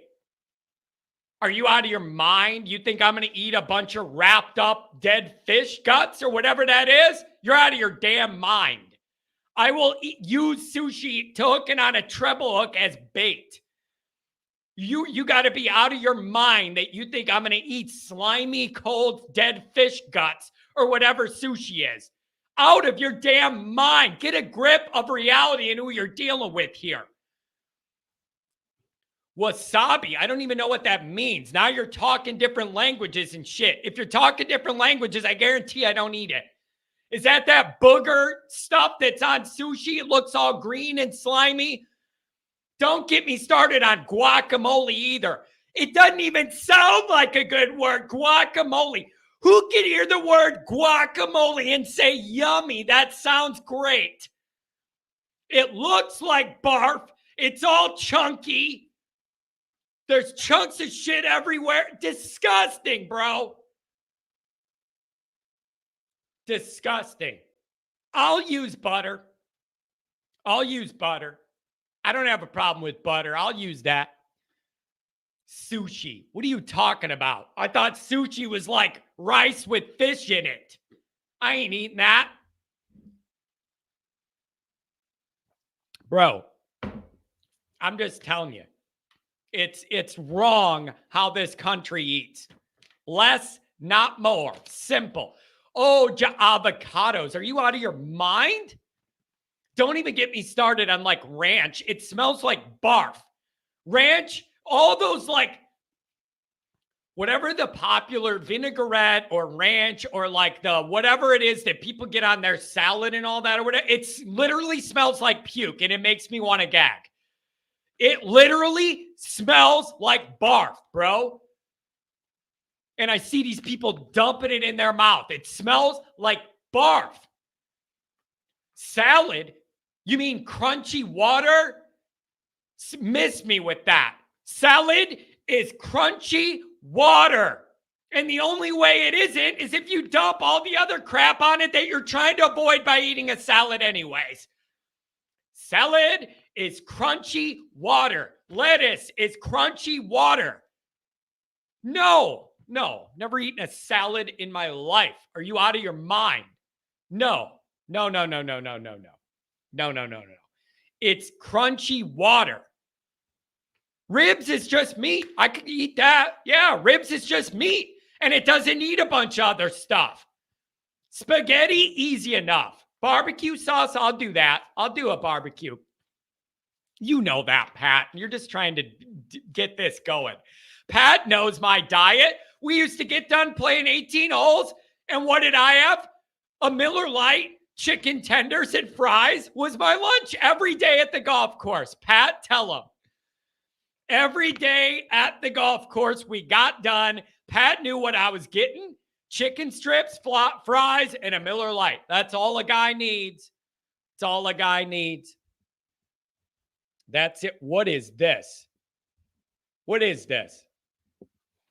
Can I have the Whopper with pickles, mustard, mayo, tomatoes, and throw on some extra?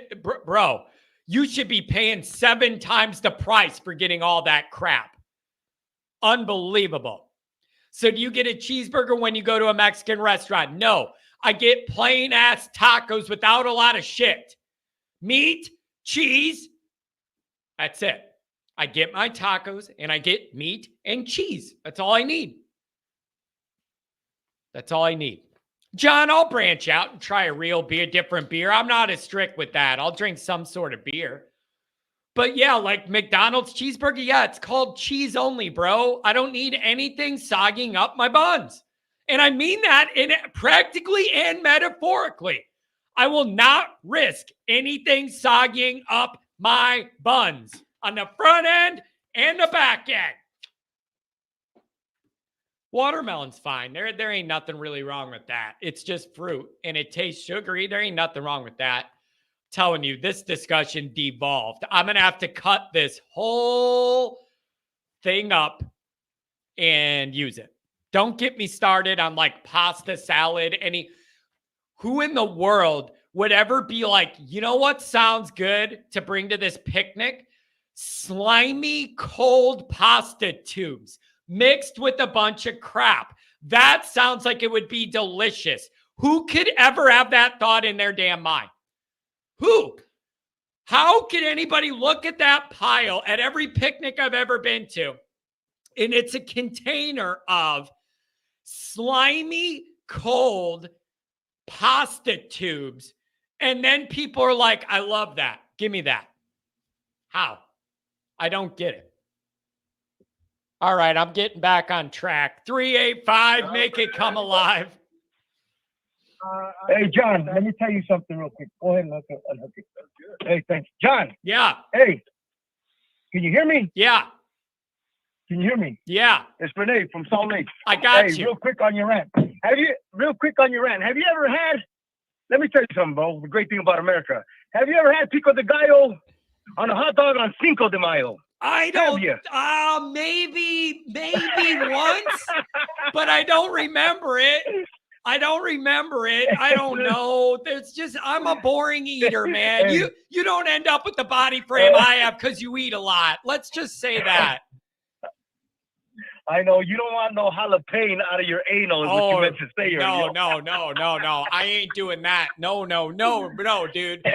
That's too risky. No, I feel you, John. Like people say, my daughter's mom used to tell me, "You're like the whitest Mexican I know." I said, "Why?" You're the only one who go to an authentic Mexican restaurant and order the closest thing to a hamburger. Yeah. I was like, "Well, yeah, I love American food." So it's pretty awesome. I loved your rant a minute ago, but real quick, man, about the game.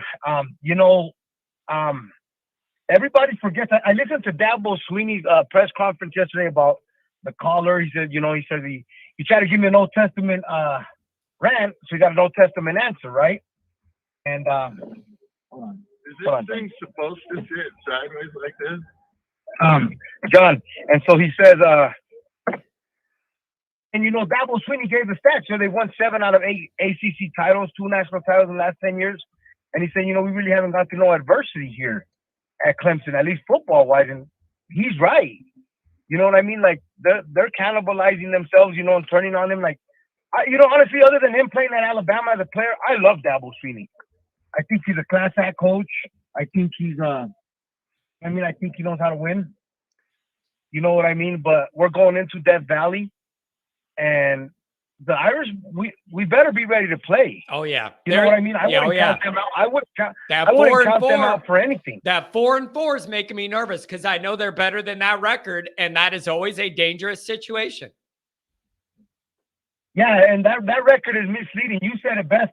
That record doesn't it doesn't tell you the type of athletes they have. I mean, it's Clemson. It's Dabo Sweeney.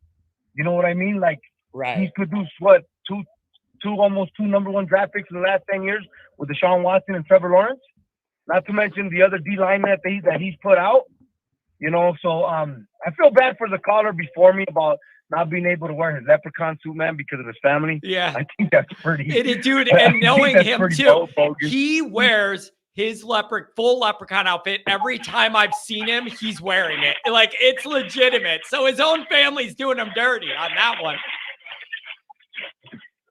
Dude, that's awesome. He does that, man. And to say the first time him and his wife ever went on a date to watch a game, I can imagine a girl's face. The dude shows up with a leprechaun suit, man. That's why I love your show, man. It's freaking awesome. Oh man, you just never know where we're gonna take it here, my friend. But this is a big one for Notre Dame. It's like, dude, you gotta get this one to maintain any of this momentum and everything we've been talking about and building towards. You gotta have it. I don't care what it looks like. You gotta beat these guys. Yeah, you got to go into Clemson, and you definitely got to win. I mean, even if it's an ugly win, you have to win. The critics are going to be critics. Oh, well, it's a 4-4 Clemson team. Yeah, but it's a Dabo Sweeney team. Yeah. You know what I mean? Kobe Bryant said it best one time. Hey, this is a Jerry Sloan team. They're going to keep coming at you because Jerry Sloan, Utah Jazz, you knew how to win. But, yeah, I'm a little nervous for this one, John. More nervous than the Pitt game because, you're going into Death Valley. You're going into a hostile environment. You're going into a team that's got nothing to lose. It's very tricky. Topic, man, it's very tricky, man. And Notre Dame's got to be ready. What I'm most confident in is our defense is going to come ready to go. And I'm very confident in that. So we're going to ride with that. Yeah. And, you said it best where I guess Clemson's new quarterback is not ready for this type of level of play. And so I hope that our D lines and the linebackers, we got fantastic. We probably got the best secondary in the country. I think you know that. But Howard Cross and even, I hope is Rubio back? Is he still back? Or is he playing limited time? Right? I don't see him much. Yeah. Well, he had the injury, but then he was back. I thought, right? Yeah, I thought so too. So I hope Riley Mills and Cross. We all know. Everybody knows Howard Cross is a beast. Dabo Sweeney was talking about him, and Riley Riley Mills was talking about, Xavier Watts, and I think Cam Hardy was talking about. So I'm hoping that our defense really rattles that quarterback early, and we can set the tone with some takeaways. I and our believe offense that's the key. I think that is Notre Dame's quickest path to winning is dominating on defense, confusing Cade Klubnik, making him make fast decisions. Like, I need it. Yeah, we all need it. And yeah, 10-2 is the requirement. You know what I mean? Like, it is. It's not going to deter me if it doesn't end up happening, but I'm going to probably, start losing hair like John Kennedy. You know what I mean? Yeah. That's a good way to put it. I'm just messing with you, buddy. No, that's buddy. I love the hell out of you. I'm just messing. I appreciate it, man. But, this is a big one, though, dude. Like, there's a lot on the line here, and for Notre Dame fans to feel like this year was any level of success at all, I think you got to get this win. It's a big deal. Yeah, and then just two more things. I'm disappointed about the Mitchell Evans. I think the last call I told you we should not have the first stringers in that long. Yeah, that's rough. This is, you're up 31-0. Pitt's not going to make a miraculous comeback. We have seen crazy things in college football, I'll agree, but that team wasn't going to. Their confidence was shot. They've already had 4 picks, or 3 picks, 3 interceptions, or 4 turnovers, something like that. But we shouldn't have kept the first stringers in that long. But you know what I'm saying? Everybody's a critic. So, I mean, I just hope that the number 2s, Holden Stage is a stud, I hope. And then the other one, number 44, I hope he can come in and really make up for what we're going to lose with Mitchell Evans. And then the other things I want to talk about was the Michigan team. I agree, John. I think like you, I hate Michigan more than USC. I really do. Though. I have one friend that's a Michigan fan, and we go back and forth, and he's pretty awesome. You know what I mean? When we go back and forth, we love watching the games together. But like as far as a whole, I don't like them. I never have. I think they produced some fantastic players to the league. But my thing about that, because I know you've touched on it, John, it's gonna happen either way. You know what I mean? Like, look, the Bush push clearly that call was never called. We could have beat the best team probably of that era, but they didn't call it. The truth is it was a penalty. Colorado had 5 downs when they won the national title, right? We still played in the national title in 2012. It doesn't change nothing. Like, to take Reggie Bush's, the NCAA is the biggest crock of shit you could ever come up with. It doesn't change nothing. Reggie Bush won that Heisman. USC won those titles. Right. They played in those games. Right. Like, you saw them beat, like, you saw Reggie earn the Heisman. It happened. Taking it away later, it's just, I get it, man. It's almost like there is no penalty then because everybody saw it actually happen. So they need to get beat the old school way. Nobody's going to step in and call them out on this. Then I need them to just not win it the old school way. Yeah, right. Exactly. And so I agree. If you sanction them, you penalize them, you take scholarships. Okay, I get it. But 20 years later, all these years, they're like all these stupid ass politicians that sit on Capitol Hill and have these hearings and nobody gets in trouble. You know what I mean? You took some wins, but the fact was, like you just said it right now. You watch Reggie win it. You watch Reggie do the Bush push and then cheat us out of a victory. And nothing happened. So I don't lose sleep over it, John. From one Irish fan to another, I don't. You know what I mean? Like Michigan's proven that they can't win the big game just like us. We get to a New Year's Six and we haven't won a New Year's Six since Lou Holtz. So that's all I'm hoping for the rest of the season, buddy. I love your passion. Me and you are one and the same. Hey, guacamole is good, by the way, though, bro. Throw it on a hot dog. Oh, come on. Don't do this to me. When you get it doesn't even sound good. Even just a word. Who can hear guacamole and think yum? Like, no, bro. Guacamole. Come on, buddy. What do you green. mean? Yeah, it's green. You know what else is green? Come on, it's green. Barf is green. Shit is green. Throw up's green. Slime is green. Boogers are green. You got me on that one. Chunky and all weird. No. I ain't here for that. No, mayonnaise. Mayo. Are you out of your mind? Mayonnaise is, I don't even know what that is. Looks like Elmer's glue. I love mayo. Mayonnaise. Oh, let me spread some glue on my sandwich. I don't understand mayo either. Disgusting. Right. Hey, John, one more thing, and this is kind of off. Did you see, like last week when I called, the reason, like I've told you, I live in Utah. I don't dislike the players. I dislike the fans because I worked in a sports bar for 10 years, and like I've told you, they were the most annoying sons of bitches I could ever be around. But here's the thing. Did you see what Oregon did to them here? It's hard to win here. That's one thing about Utah. It is hard to win here. Did you see what Oregon did to them? You better watch out for that team. If we got to play them in the New Year's Six, if we get to New Year's Six, we're in a hell of a dogfight right there, man. Oh yeah. That I agree with you there. So there's a lot of I don't know, man. This is just an interesting dynamic. I kind of think that I think I need Notre Dame to beat the shit out of Clemson. I don't care if they're mad and they want to rise up at home and all that, dude. I'm not in the mood for it. We need to mow them down and let them know that as a program, we are passing them by. Their time is over. Ours is beginning. We beat your ass last year at our place. Now we're doing it to you at yours, and we're blowing you by. Your time is over. Ours is about to start. That's what I need. Oh, yeah.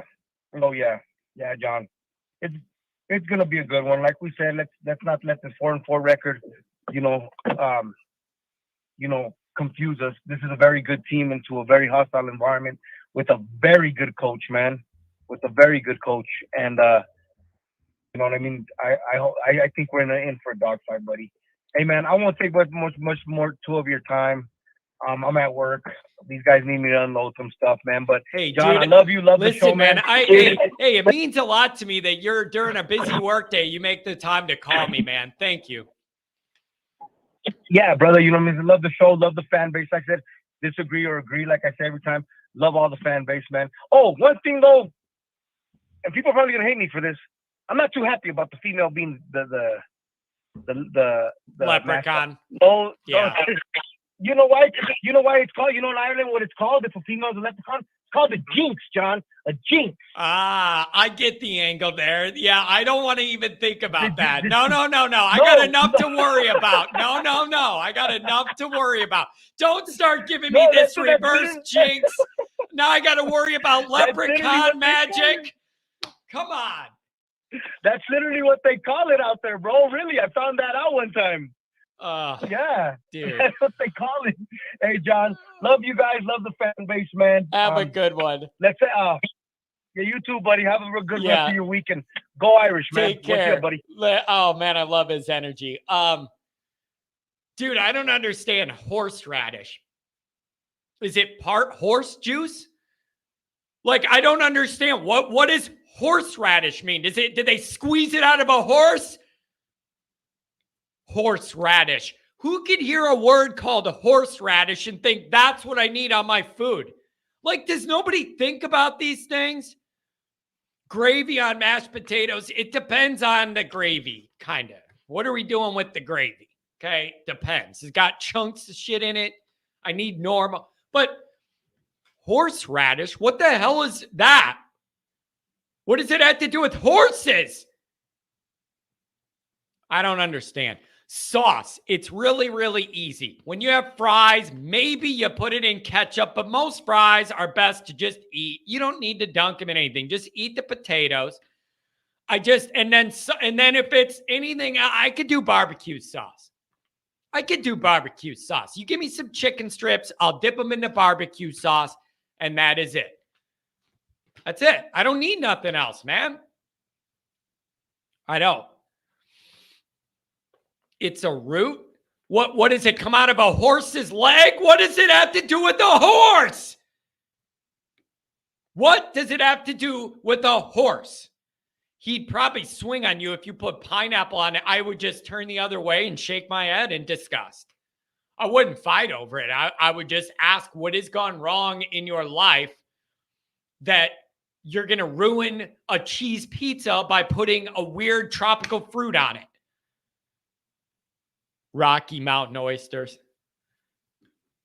You have got to be out of your mind if you ever think in your life that I am going to walk through one of those oyster bars or something like this and look at those slimy things in those half shells you find in a ditch by the creek down at the end of the block and start eating that. You're out of your mind. Those people that sit there and just scoop that slime into their mouth.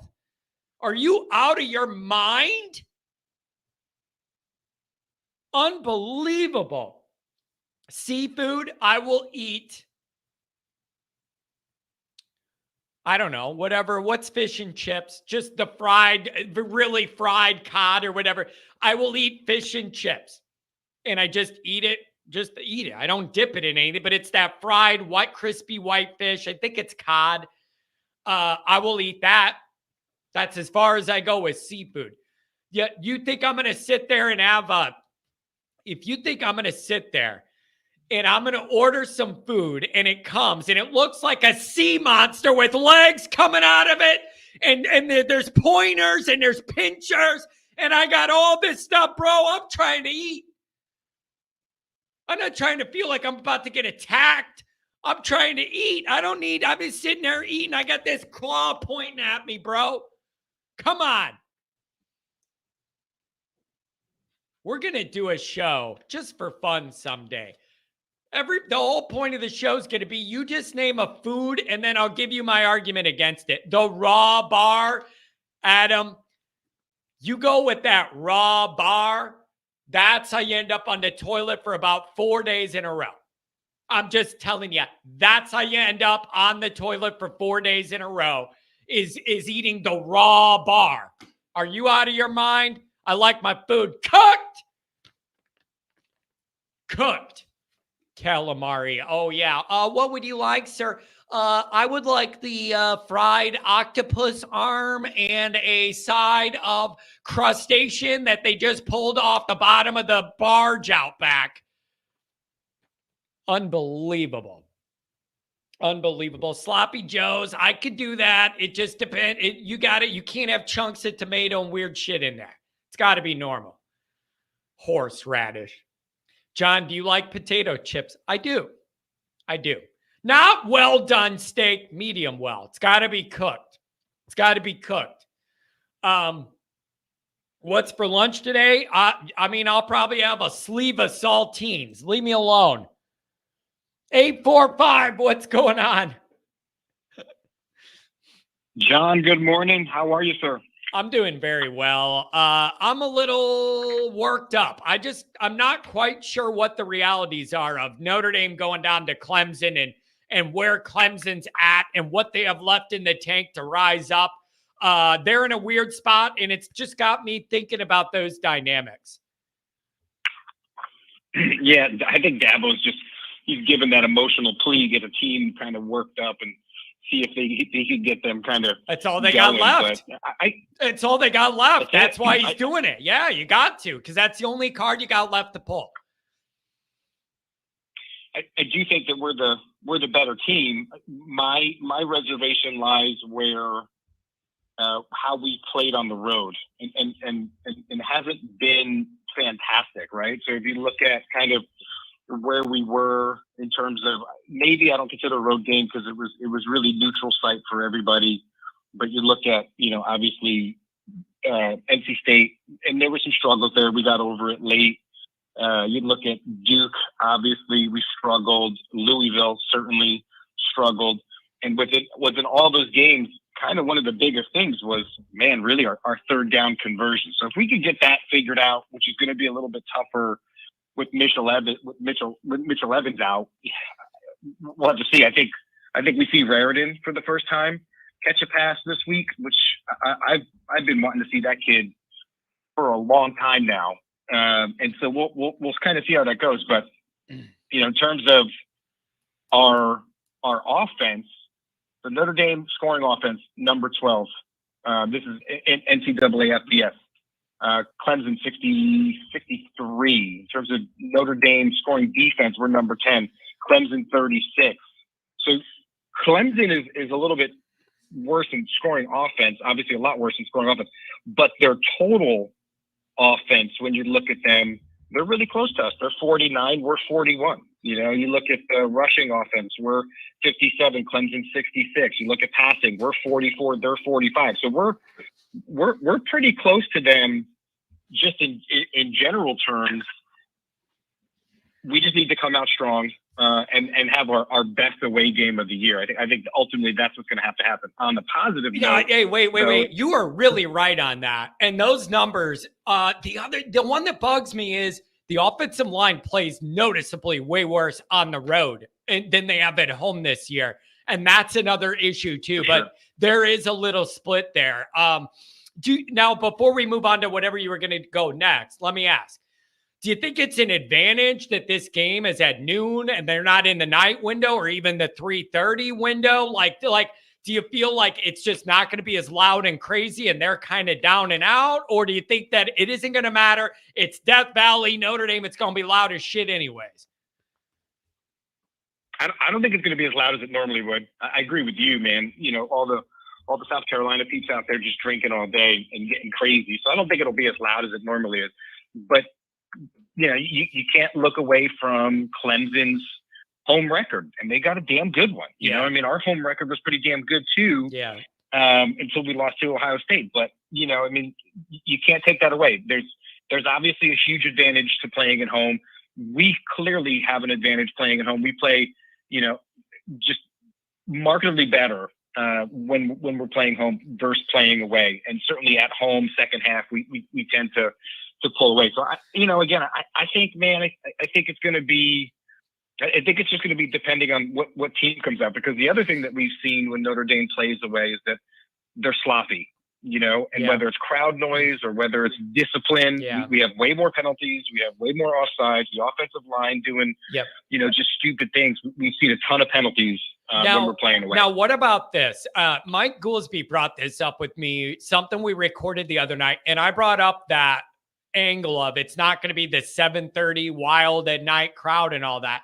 He said, as a player, he goes, John, sometimes that 11 a.m. start or noon start, he goes, you gotta have guys wake up. He goes, I would almost worry about it the other way. Are we going to be awake that early to be ready to play? Like, so I don't know. There's positives to playing at noon. There might be a positive for them playing late. I don't know. You just got to show up and be ready to go. Yeah, I think we just gotta come. The thing that I've kind of been looking at it, and you know, I didn't put much stock into it before the beginning of the year, but as we've moved through the year, like, you know how everybody's been saying, like, man, you know, Hartman, he's had bad games against NC State, and he's had bad games against Louisville, he's had bad games against Duke, you know, or Pitt, you know, and those things have really come to fruition. Like, the teams that he struggled with in the past, he struggled with here at Notre Dame. So, like, in terms of something on the positive side, Sam Hartman historically, from what I've seen, has had really strong games against Clemson. So I'm hoping he comes out and just lights it up. Like, this is his game to shine. Kind of need it, man. Kind of need it if you think about it, because they're going to sell out and stop the run, and they're going to go try and throw it on us. I need Sam Hartman to make those plays, and you're minus your number one most reliable pass catching target. I need Sammy Sixth here to jump up here, baby. I need it. Yeah, our passing offense is 44.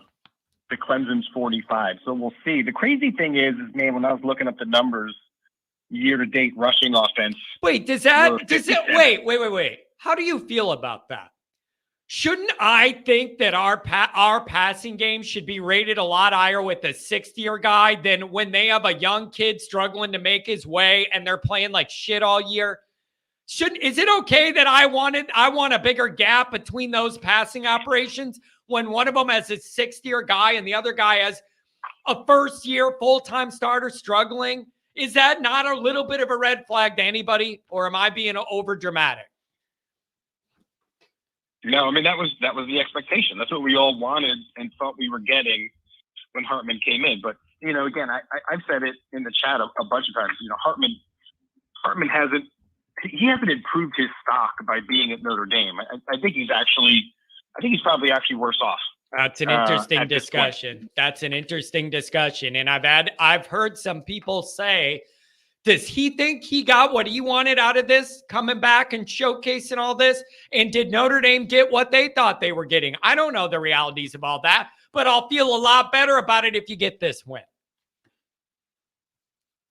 Yeah, I think the more that I see it, and listen, I think Hartman has been a good steward, right, of Notre Dame, and I think Pat just said it in the chat. He got paid. I think he's doing everything correctly. Like, who knows if he goes to the NFL? I don't think he's going to. So this may be his last few big paychecks, right? So he goes to Notre Dame. Obviously there's a ton of just kind of fanfare around it. He comes in. He's very humble. He's all into Notre Dame. Go Irish, everything. Just giving everybody else credit for it. But I think he's smart. I think he's playing the game as he needs to play it. Obviously, NIL has been kind to him at Notre Dame. And so, I think he's here.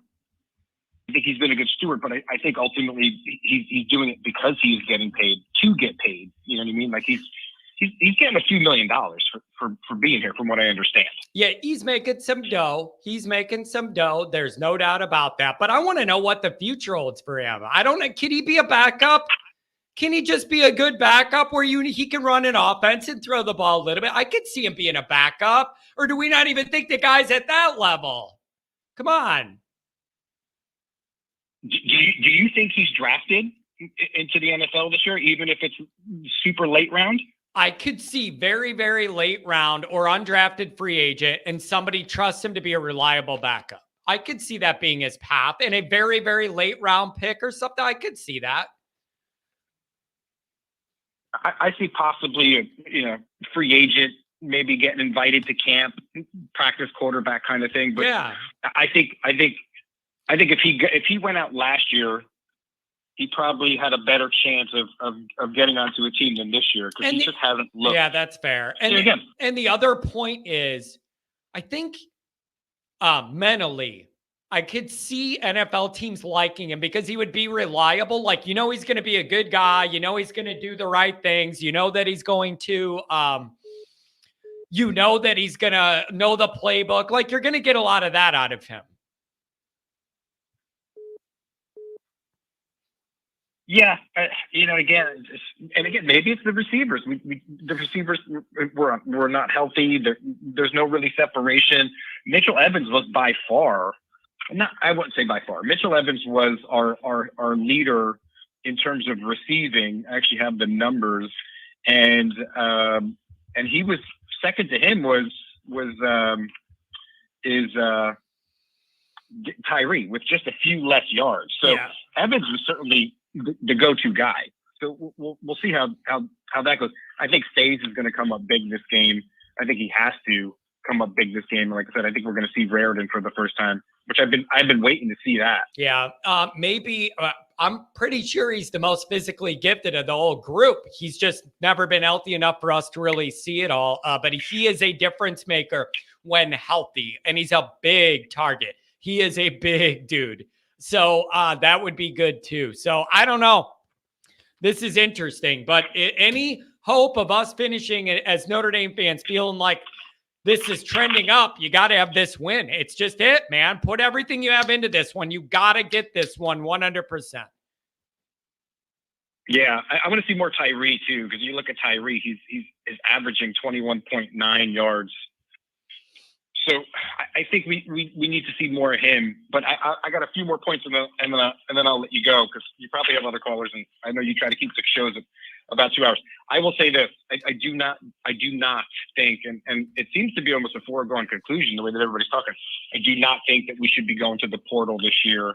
I really do think that we need to start kind of homegrowing some of our quarterbacks and developing them. Whether the issue's picking the right one, that's the issue. The issue's deciding who it's going to be that you're going to hitch your wagon to and do that with.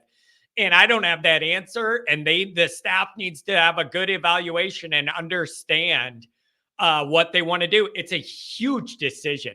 You ultimately, for stability, need to hitch your wagon to a younger guy and everybody develops for a few years. And then at the end of it, you have a monster. I don't know if Notre Dame's there yet. I don't know if they think they're there yet. I don't know if they're going to go to the portal for depth. I don't know what they're going to do, but they got to navigate it right. That's my take. Whatever they do, they got to pick right. I mean, historically, you know, look at what we've done thus far. You know, Cone hasn't gotten us to where we wanted to be. Cone statistically was better than Hartman, or is currently year to date from what Hartman's numbers are.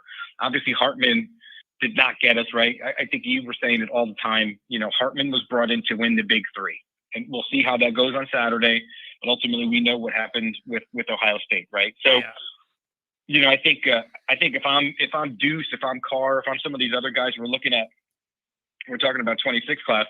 If every year, like last year, it was a good pull to get Minchie from Pitt, and now we got Carr coming in, then we have Deuce coming in. You know, if I'm a quarterback and I'm looking at the talent that we're getting, and yet we continue to go to the portal for experience because our quarterbacks don't have experience. That is an endless cycle that's not going to fix itself. Like we're going to have to take our lumps at some point with a quarterback that's young. I totally agree with you, but it's got to be the right guy or you ruin everything. That's where I'm at. I am with you for the long-term stability and all that. I'm with you, but you got to pick the right guy to do it with. Because if you don't, you're going to lose on the field. Not have the right guy you picked, and the right guy that you didn't pick is going to leave and go somewhere else, and then you've screwed yourself completely. So I am with you, but they need to pick right. So whatever the plan is, their evaluations on all this they have to be accurate. That's my thought. Anything else, my friend? Thanks for touching base. I got a question for you. Okay. What do you think? Do you think we're better this year, worse this year, or the same if Hartman's not here, we kept Buckner? Probably pretty similar, to be honest with you. Probably pretty similar, but in different ways. You would have got more out of Buckner's legs, but there would still be some things you don't like. And on the flip side with Hartman, he hasn't been an end-all, cure-all either to where he's on fire. So I don't know. I think you could have. You don't think we could have went 10-2 with Buckner? Probably, but I don't know. That's a tough question. He brings a different skill set. Yeah, agreed. I'm kind of back and forth on that one. And my last point is this, and this is to you, John. This show is changing teams that I hate.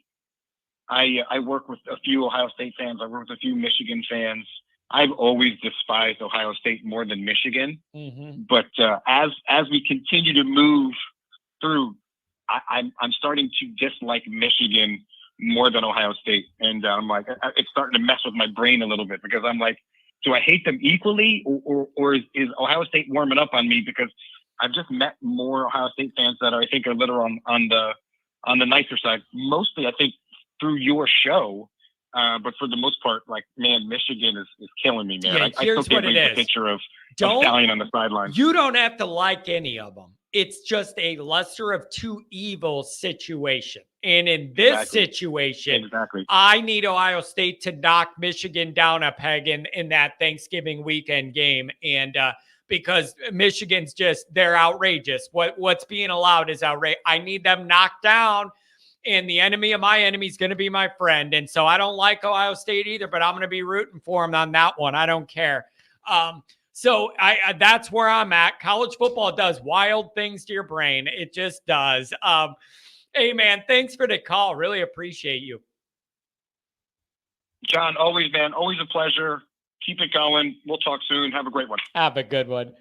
Oh, man. All right, everybody. That's going to be it. The show went on longer than I thought. I still have some more calls. I'm not going to be able to get to them because I need to wrap this up and then pull out my notes and everything and get ready to interview Pigskin Pete.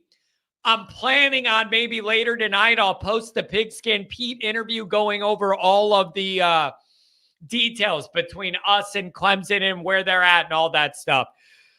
Buckner's bad, but he was going to run the ball probably a lot and get some things done on the ground. I'm not. Do people think we've been getting all you could get out of Hartman.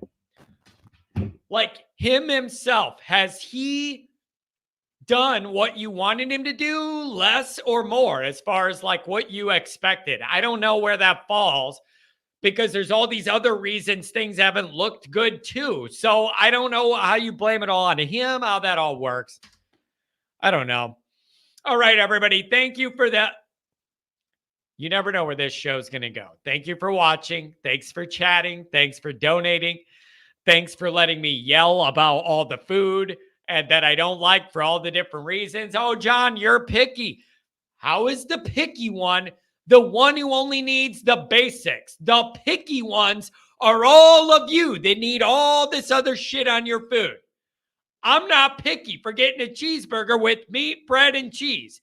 You're the picky one that you need 5 other ingredients to be happy. Leave me alone. Bye.